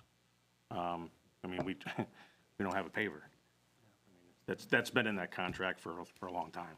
And you never know, maybe someday you might have to do something that would be considered paving in a sense, but, you know, you never know. Never know, right. I think that's why it's left in there. I will point out that there was a typo in the ASME contract on page 26, I believe, regarding the bank of comp time hours allowed going up from 80 to 120. That's going to need to be fixed because it's going to be quite difficult for the finance department. And it's not a disagreement of, Heather did talk to Sean Dom, the union Right. rep, and he did agree that is just a simple typo. but is there not going to be a follow-up letter to confirm? Since it's a typo, it's not like a Oh, okay. major It's change. not It's an substantive? understood change. They will Okay. just change the typo in both contracts. It doesn't need another okay. vote. Okay, Not a good. material difference. Yes. Yeah, all right. Okay, good. I just wanted to point that out in case there was a letter coming to council. Mr. Muskin, are you satisfied to move this forward? Yes, I just wanted to Okay. make those comments. Okay. Any other comments or questions? Hearing none, is there a motion to suspend the three separate readings? So moved? Second? Mr. Maravich? Yes. Ms. West? Yes. Mr. Kelfi? Yes. Mr. Moskin? Yes. Ms. Michael? Abstain. Ms. Lodato? Yes. Okay, and is there a motion to adopt the emergency clause? So moved? Second. Ms. West? Yes. Mr. Maravich? Yes. Mr. Kelfi? Yes. Mr. Moskin? Yes. Ms. Michael? Abstain. Ms. Lodato? Yes. And a motion to approve the ordinance? So moved? Second? Mr. Maravich? Yes. Ms. West? Yes. Mr. Kelfi? Yes. Mr. Moskin? Yes. Ms. Michael? Abstain, please. Ms. Lodato? Yes. Okay, that ordinance passes. The next ordinance is ordinance number 2026-31. An ordinance authorizing the mayor to enter into a labor contract between the City of Ravenna and the Fraternal Order of Police Ohio Labor Council, full-time sergeants, effective January 1st, 2026 through December 31st, 2028, further authorizing the retroactive application of all policies, procedures, and pay scales to the date terms were established and declaring an emergency. Kelfi. This labor agreement is one of two that apply to the police. This is for the group of full-time sergeants that are their own bargaining unit, and we're requesting its approval. Questions or concerns about this ordinance? Hearing none, is there a motion to suspend the three separate readings? So moved? Second. Ms. West? Yes. Mr. Maravich? Yes. Mr. Kelfi? Yes. Mr. Moskin? Yes. Ms. Michael? Yes. Ms. Lodato? Yes. Is there a motion to adopt the emergency clause? So moved. Second? Ms. Michael? Yes. Mr. Maravich? Yes. Mr. Kelfi? Yes. Ms. West? Yes. Mr. Moskin? Yes. Ms. Lodato? Yes. And a motion to pass the ordinance? So moved? Second? Mr. Maravich? Yes. Ms. West? Yes. Mr. Kelfi? Yes. Mr. Moskin? Yes. Ms. Michael? Yes. Ms. Lodato? Yes. That ordinance stands approved. The next ordinance is ordinance number 2026-32. An ordinance authorizing the mayor to enter into a labor contract between the City of Ravenna and the Fraternal Order of Police Ohio Labor Council, full-time dispatchers and dispatch coordinator, effective January 1st, 2026 through December 31st, 2028, further authorizing the retroactive application of all policies, procedures, and pay scales to the date terms were established and declaring an emergency. Also sponsored by Personnel, Dr. Kelfi. I'm sorry, I said there were two that applied to the police. The dispatchers are in a police union, so there's three groups that are there. This is the full-time dispatchers, and the dispatch coordinator now has been included in this contract. And there's provisions in the contract that apply to the dispatch coordinator. And if you recall, I think it's just been in the past year or so that we've added the dispatch coordinator, maybe more than a year. Yeah, Last year we did. last year. And so they're all in the one group, so I'm requesting its approval. Questions or concerns? Is there a motion to waive the three separate readings? So moved? Second. Mr. Maravich? Yes. Ms. Lodato? Yes. Mr. Kelfi? Yes. Ms. West? Yes. Mr. Moskin? Yes. Ms. Michael? Yes. And a motion to adopt the emergency clause? So moved? Second. Mr. Maravich? Yes. Mr. Moskin? Yes. Mr. Kelfi? Yes. Ms. West? Yes. Ms. Michael? Yes. Ms. Lodato? Yes. And a motion to approve the ordinance? So moved? Second? Ms. West? Yes. Mr. Maravich? Yes. Mr. Kelfi? Yes. Mr. Moskin? Yes. Ms. Michael? Yes. Ms. Lodato? Yes. That ordinance stands approved. The next ordinance is ordinance number 2026-33. And this ordinance applies to our full-time police patrol officers. Okay, let's read the ordinance. An ordinance authorizing the mayor to enter into a labor contract between the City of Ravenna and the Fraternal Order of Police Ohio Labor Council, full-time patrol officers, effective January 1st, 2026 through December 31st, 2028, further authorizing the retroactive application of all policies, procedures, and pay scales to the date terms were established and declaring an emergency. Now you may proceed. Yes. I'd like to put it on the record, please, that I formally apologize to our clerk for jumping in front of you on that.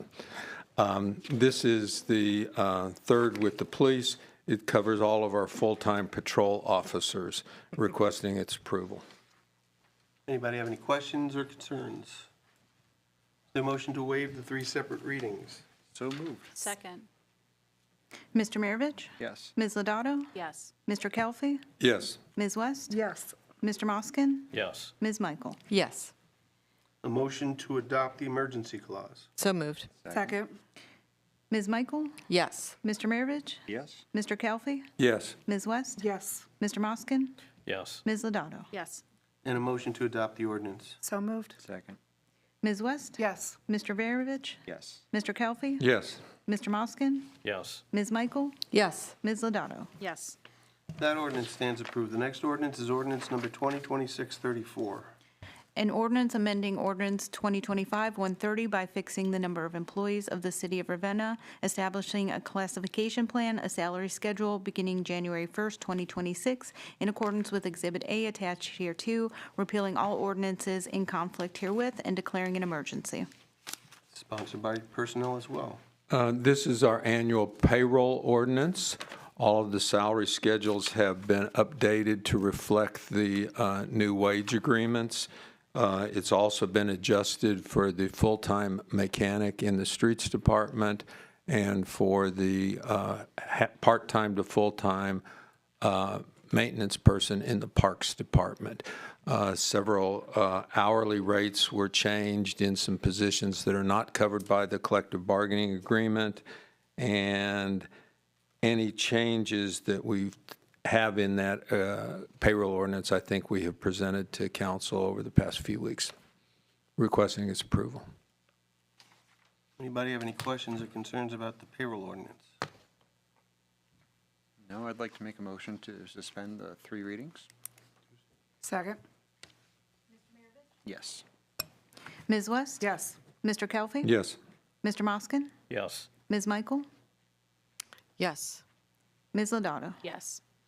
We have a motion to adopt the emergency clause. So moved. Second, Ms. Lodato? Yes. Ms. West? yes. Mr. Kelfi? Yes. Mr. Moskin? Yes. Ms. Michael? Yes. Mr. Maravich? Yes. And a motion to approve the ordinance. So moved. Second, Mr. Maravich? Yes. Ms. West? yes. Mr. Kelfi? Yes. Mr. Moskin? Yes. Ms. Michael? Yes. Ms. Lodato? Yes. That ordinance stands approved. While they're conferring, I just wanted to thank Tammy for the work putting these numbers together. This was a huge job to get the salary schedules completed, all of the numbers in there so that we can do the retro pays as quickly as possible. And that was a lot of work in the last 2 weeks, and we want to say thank you. Appreciate Yes, I that. did have a lot of help, my finance department. I have everybody go through and check all the figures, and it is a lot of Okay, cross-checking. it's a lot of work. Yeah, Yes. thank you. Yep.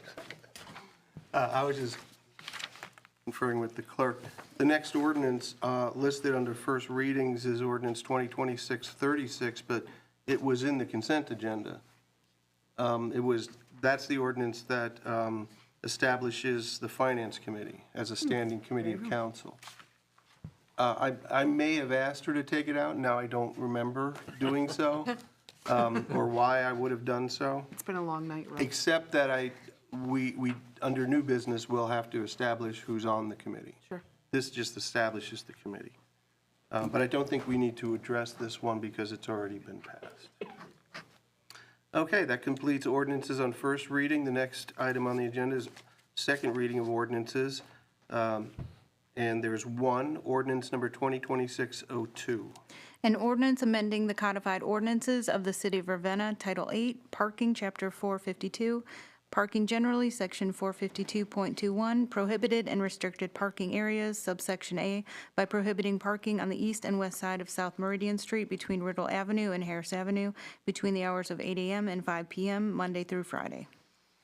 This one was sponsored by Streets and Sidewalks. Obviously, Mr. Harper's not here tonight. The plan from council was to leave this on second reading and to hold a hearing or a special meeting for public comment on the 17th. I need to communicate with Mr. Harper if that's still the plan. unless someone wants to prefer a motion to waive the readings, we'll just leave it on for a third reading in March. Okay, then we are on to third reading of ordinances. And there we have one ordinance, ordinance number 2025-127. An ordinance accepting and adopting the City of Ravenna Comprehensive Plan and declaring an emergency. This is sponsored by the Planning Committee. Ms. Lodato? Okay, so this is one that I am asking to be put on the committee, my planning committee for 217. I was not on council when this was on first read. The second read that we did this, it was a public hearing that we kind of, That wasn't a reading, that was just a public. that well, was- that's when it was read the second time. No, it was read the second time in January. Okay, It was your first it meeting? was my first meeting, okay. Yes. So this is now on for third reading, so I've had some reservations about this master plan because in my opinion and experience, it's not doing what we need it to do. It doesn't propose the regulatory changes that we would need to make in order to accomplish a lot of the goals in the plan. I don't think that anything is really a particular difficult fix. I do think that we have an over-reliance on outside organizations. It's not legally binding, but we're asking boards and commissions like planning to make legally binding decisions with it. So these are just some things that I think need to be ironed out. I know that when I was on planning, I came to that podium multiple times because I'm heavily interested in making sure that this is done, but it's either equally or more important that it's done, I think, in a way that it can guide Planning Commission the way that it needs to, the vision for the city. And I think comprehensive master plans, it's easy to get caught up in the goals, but then there's very specific things that you have to do to make those things happen. So if we keep all of our laws the same that they are now, but we say we'd like to make these changes, but we don't have any guidance on where those things should go, it's going to make it either difficult or impossible to do. So that is why I'm asking that it be moved back into the committee. I did send a document today.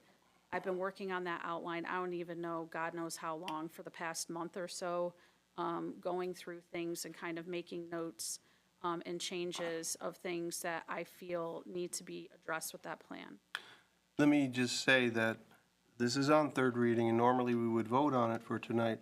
I'm all in favor of getting everyone's voice heard, and I know you're late to the party in a sense, although you were on Planning Commission. And I'm all in favor of providing some space, some time.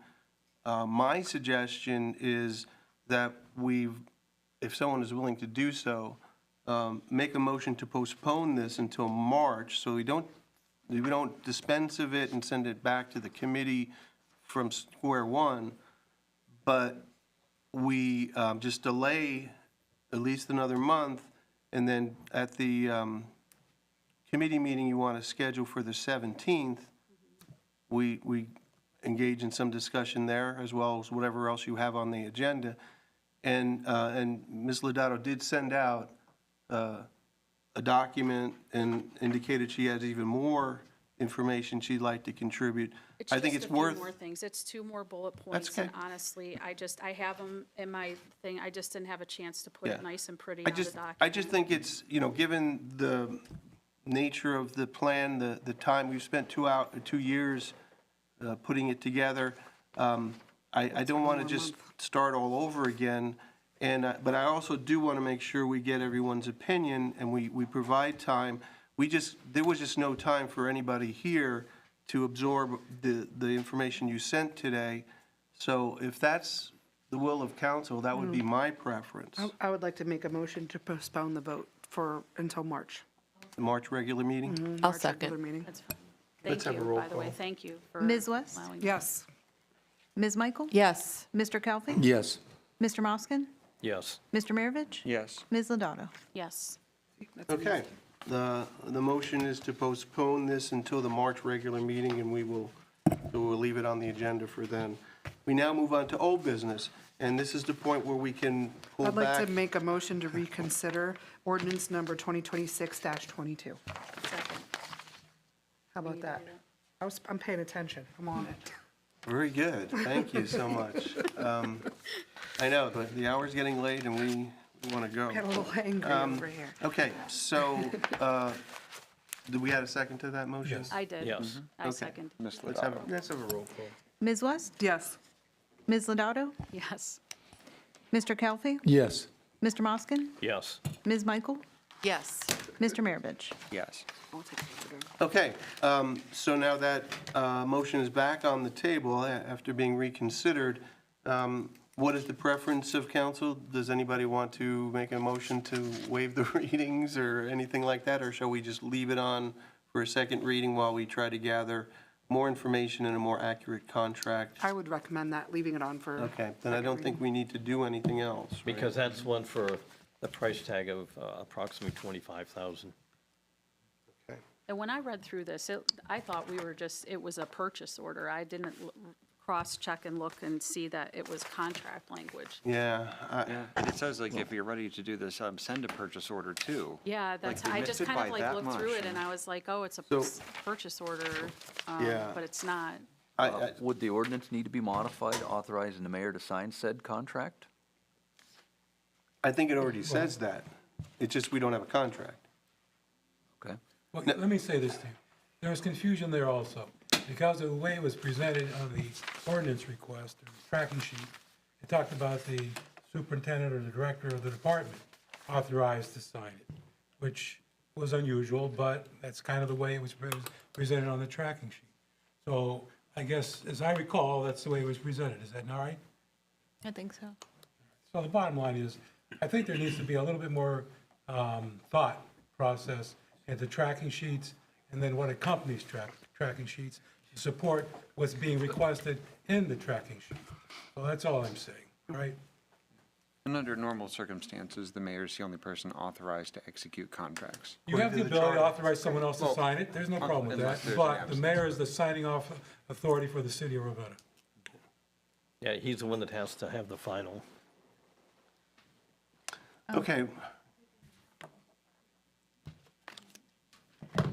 Well, we reconsidered it, which means it's no longer passed. We didn't vote to suspend or waive any readings, so it'll continue on for a second reading. Unless there's a motion to send it back, table it, or anything like that? No. Okay, good. Any other old business? Any new business? Keep flipping back to. Okay, then we'll move on to President of Council remarks. And my remarks are somewhat about the circumstance we just encountered. And I think the dilemma our clerk and Mr. Semino have about our process is by the time the committee of the whole moves something on, it's not unusual that the exhibits, the paperwork, the contracts are not there. And now we've authorized them to, or the law director to create the ordinance, and he doesn't have the sufficient information to do it properly. But he has to do it because we've ordered him to do it, and that's what our code says. So one of the things I'd like to propose, and I don't know if this needs to be a change in our ordinance, because the way I read our ordinance, it kind of implies this should happen anyway. Once a committee moves something forward to the committee of the whole is sort of like the backstop to make sure whatever goes beyond that onto a regular or special meeting is ready to go. My simple suggestion is, and I know that maybe some of the department heads might get some great anxiety for me saying this, but I think the committee of the whole needs to look at the information, and if it's not ready by the committee of the whole, the committee of the whole does not move it forward. Now, that's absent some emergency or other extenuating circumstance that can be explained at the committee of the whole meeting, and then you can make a decision to move it on perhaps without the relevant information if there's a promise it's coming relatively soon or something like that.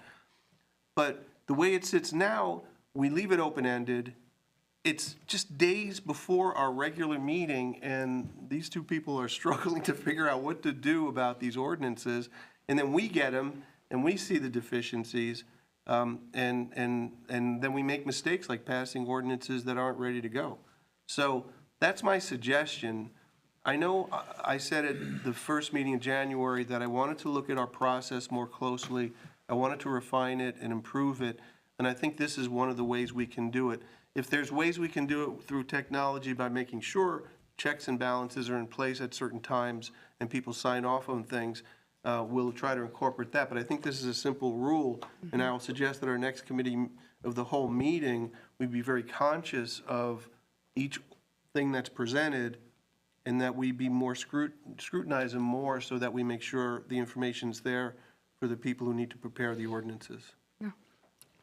Mr. Karas, I agree completely with you on this. I think what's happened a little bit is we have possibly enabled the flawed process to move forward by kind of saying at Committee of the Whole, it can go forward, we don't have this.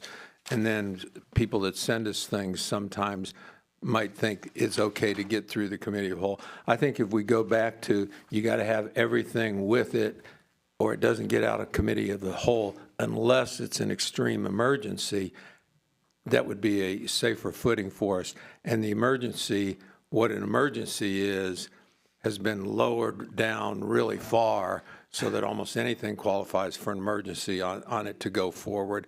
And so Well, I would like to see tightening up of it. Let me just say that the emergency clause is a different animal somewhat. I mean, Oh, what I was meaning was I know. the person that's bringing it forward, the committee that's bringing it forward to Committee of the Whole looks at it as an emergency. yeah, I know what you mean. No, I agree with, I think we're on the same page. Okay. I'm just saying that I do also want to address the emergency clause issue too. Okay, thanks for that. In fact, I will go to you for your comments tonight. I think before we did that, we have under new business that we wanted to talk about the composition Oh, my of the God. Finance Committee that was recently established. Okay, can we go back to new business? I would like to, I would like to make the Finance Committee that was established tonight, seeing as every member chairs their own committee, I would suggest that I chair the Finance Committee. I'd like to recommend Dr. Calfee and Ms. Lodato as the two council members of the committee. Did I get a motion to that effect? This is what I did on council in Streetsboro, so I'm very comfortable with the role as finance chair. This is something I spend a lot of time looking at, so I'd appreciate your support to be on that committee. Typically I'm look all for- in. Yeah, I'm all in. I typically look for council people to make motions. I wanted to make sure that, I was just making sure that they were good with it before. I wouldn't Hey, have you never proposed it know. if I didn't check with I want to them. make a motion to put Dr. Calfee and Ms. Lodato on the Finance Committee as well as Chair of the Finance Committee. For a second? Second. Roll call. Ms. West? Yes. Mr. Kelfi? Yes. Mr. Moskin? Yes. Ms. Lodato? Yes. Mr. Maravich? Yes. Ms. Michael? Yes. Oh, I was thinking of- Okay. We have a new Finance Committee. And I'll find out from Ms. Lawrence if we need a meeting next Monday. Although, can I make a small request that, Oh, you're not going to be here? that we move that to the 17th? Well, I'll talk to Ms. Lawrence and see what we have coming up, and Yeah, it Thank you. we'll depends figure it on- out. Yeah, we'll have to. We'll figure it out. Dr. Calfee, thank you for reminding me, and if you have any comments for tonight? No, that was my only comment. Thank you. Okay, thank you. I will go around to Ms. West next. I have nothing for that. Nothing. Ms. Lodato. Okay, so, well, I'm glad that there's finally an established finance committee. I think that everybody's going to find that it's going to put a lot of things into some neat and tidy perspective about where we are and where we're headed. And I know that when I had my first meeting here back in January, I think a lot of us talked sort of about a little council wish list. And not that we have to get into some discussion tonight, but I just want to put it on the radar that one of the things that I'm interested in discussing on this council, and believe me when I say that this is absolutely no offense to the sitting mayor, it's just something I believe in, would be to discuss the prospect of a city manager for Ravenna. We have a lot going on. We have a lot of huge capital projects. We have communities like Kent and Hudson have brought these roles into their communities, and I think that Ravenna is in a place that is poised to really go into the future, and that finding somebody in that role is really going to help facilitate that growth. So, and I apologize, I won't be here next Monday. I bought my husband tickets to Monday Night Raw for Christmas, and so it is important, so, important. So All right. that's where I will be. So I know that that's out there. I don't know what committee that would fall under. I'm happy to take it under planning and lead up that discussion. But that is something that ultimately has to go on the ballot because that is talking about a charter amendment. Okay, thank you. Ms. Michael? I think tonight I'm going to stay quiet. I'm going to give everyone a break. Okay, Mr. Maravich. I'll follow convention, no further comments. Okay, and finally, Mr. Moskin? I've just heard comments from residents just pertaining to Sunbow, but not a lot of negativity that's been out there. They were asking about expenses down the road, what things might cost, who's going to take care of what. Yeah, go on. And they're just, I should say, just curious about a variety of things pertaining to that. And I just thought that I would mention that because I couldn't give them any answers. I don't know if anyone really has any at this point, but I just wanted to mention that. Okay, thank you. Yes. All right, then, we are at the end of our meeting. Do we have a motion to adjourn? The mayor- What about the mayor? Oh, I'm sorry. Mayor's comments. You can't forget him. First, you start off with old age. I thought he was going to go through the room and listing us. My a few of sincere us apologies. for that. I'm just so anxious. Okay. As far as Sunbow goes right now, Will's gathering information, and Chris is making plans for that. There's nothing specific at this point in time, but they expect to make good use of property out there. Kind of goes, been a number of things here. Carmen, you went and messed up my day. Yeah, but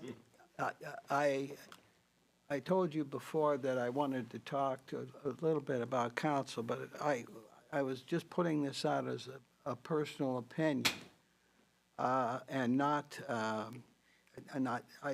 expecting you to discuss this tonight. She's put it on the table. But I've given a lot of thought, and I told you before how much contact I've had with the city. It's 49 years that I've been involved some way with the city here. And looking at what's going on in the world today, we're headed into different circumstances. And I thought that one of the things it should be considered is the manager position. I think that has merit to at least be looked at. And once again, it's not picking on anybody who's planning to run for mayor. I'm talking about down the road. I probably won't live to see it, but there's the other thing, which will gather the wrath of some, is it's inevitable that the township and the city are going to have to become one in the distant future, especially if the state legislature goes through with cutting, not charging through the Property tax. properties tax, That's their lifeline with that. The other thing I still think that could be considered is a fire district, is for something to look at. I think that in looking at the township and the city, I did talk with, well, I'll let that go at this point in time. I don't want to keep you. But basically, I think that we need to start thinking with the comprehensive plan that we have. It doesn't talk about the future. And things are going to change, and people may not like it, but it's going to happen with that. And I think that we need to consider looking at these things. I was a senior the year they consolidated the schools for the township and the city. And there are people that are still mad about that. It's hard to believe, but it is. But it's, put it bluntly, they're dying out with this. But I think the circumstances that we're going to have to deal with into the future are going to be very different from the past at this. So we need to look ahead at that. And I'll let it go at that. I have two things I just wanted to mention. A week ago, Friday, I called NDS to see what the status was of their warming place. And it was not ready for people. They had some construction problems there, and they were behind schedule with that. They were very apologetic about it, but they also stepped right up and said, but I told them we can't have these people out in the cold with what's going on. They have to have somewhere to go with that. And Stacy was all over that. She runs NDS. And she made a commitment to, they used their bottom floor and opened it up to people for the weekend, but she needed to have a place for people to work on Monday, so they were looking for another spot. And in reality, they took another building that they have by Prospect Street and opened that up to people. And she said it was a little dingy in there, but it was warm. And now she says she's going to keep that open, available to people that need to find a place to go. The good thing about this was, she said, I can get this, but we need to get names of the various groups in town to bring food, provide blankets, those sorts of things. And the response to that was huge. People stopped. LaJoyce out at the food center, Hope Center Hope, was really a go-getter, getting food so that there was food available for the people. It was just great to see them coming together. But Stacy wants to get all of those people together where we develop a plan that we know is going to work, and all we have to do is say it's time to do it.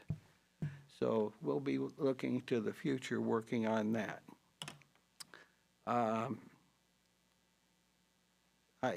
very happy with the work that our people did with the streets, and they've worked hard the past week and a half with that, and deserve some recognition for that. The other thing, Chelsea had an event here last week, And she set up the whole operation, a table out in the hallway with cookies and stuff at her expense. And it's to celebrate the 250th anniversary of the country. She sent the word out to a number of people, and we had no idea whether it was going to be 5 or 25. Well, it turned out to be 36. Oh, wow. From churches, the various groups. I was amazed. This room was full in here with that. She has big plans for this. It's going to be a picnic on the courthouse lawn. We'll close off the street. But they came up with all kinds of ideas about stuff that could be done. These will have to be refined. But it was just really great to walk in here and see this place full with that. Chelsea, is there anything else you want to say? Yes, we have gotten donations of hot dogs, and we will have cotton candy to give away, snow cones. Ravenna 7 Theater is donating popcorn. We're going to have tables and chairs on the courthouse lawn. The health district is providing a tent, so we have the makings of a good day already. All right. I'll You wanna stop give on out the that date? note. 7/11, January 11th, or July 11th. Yeah. Well, make plans to be there if you can. It's going to be quite an event with that. We have fireworks yet? That went real well, though, for the birthday downtown. That was fun. Yeah. Well, you've got. We got Sunbow. We have Sunbow. Well, yes, we did do fireworks, and it was well received down off of the other park that we have here in town. But you're talking $6,000. I'm pretty sure Chief Chappell is not a fan. Yeah. I've taken up enough of your time. Thank you. Thank you, Mayor, and apologies for overlooking you tonight. That's perfectly all right. My wife does it all the time. Do we have a motion to adjourn? So moved. Second. And second. Favor? Aye. We are adjourned. Maybe we could do them off the courthouse again. Yeah. Ordinances this time?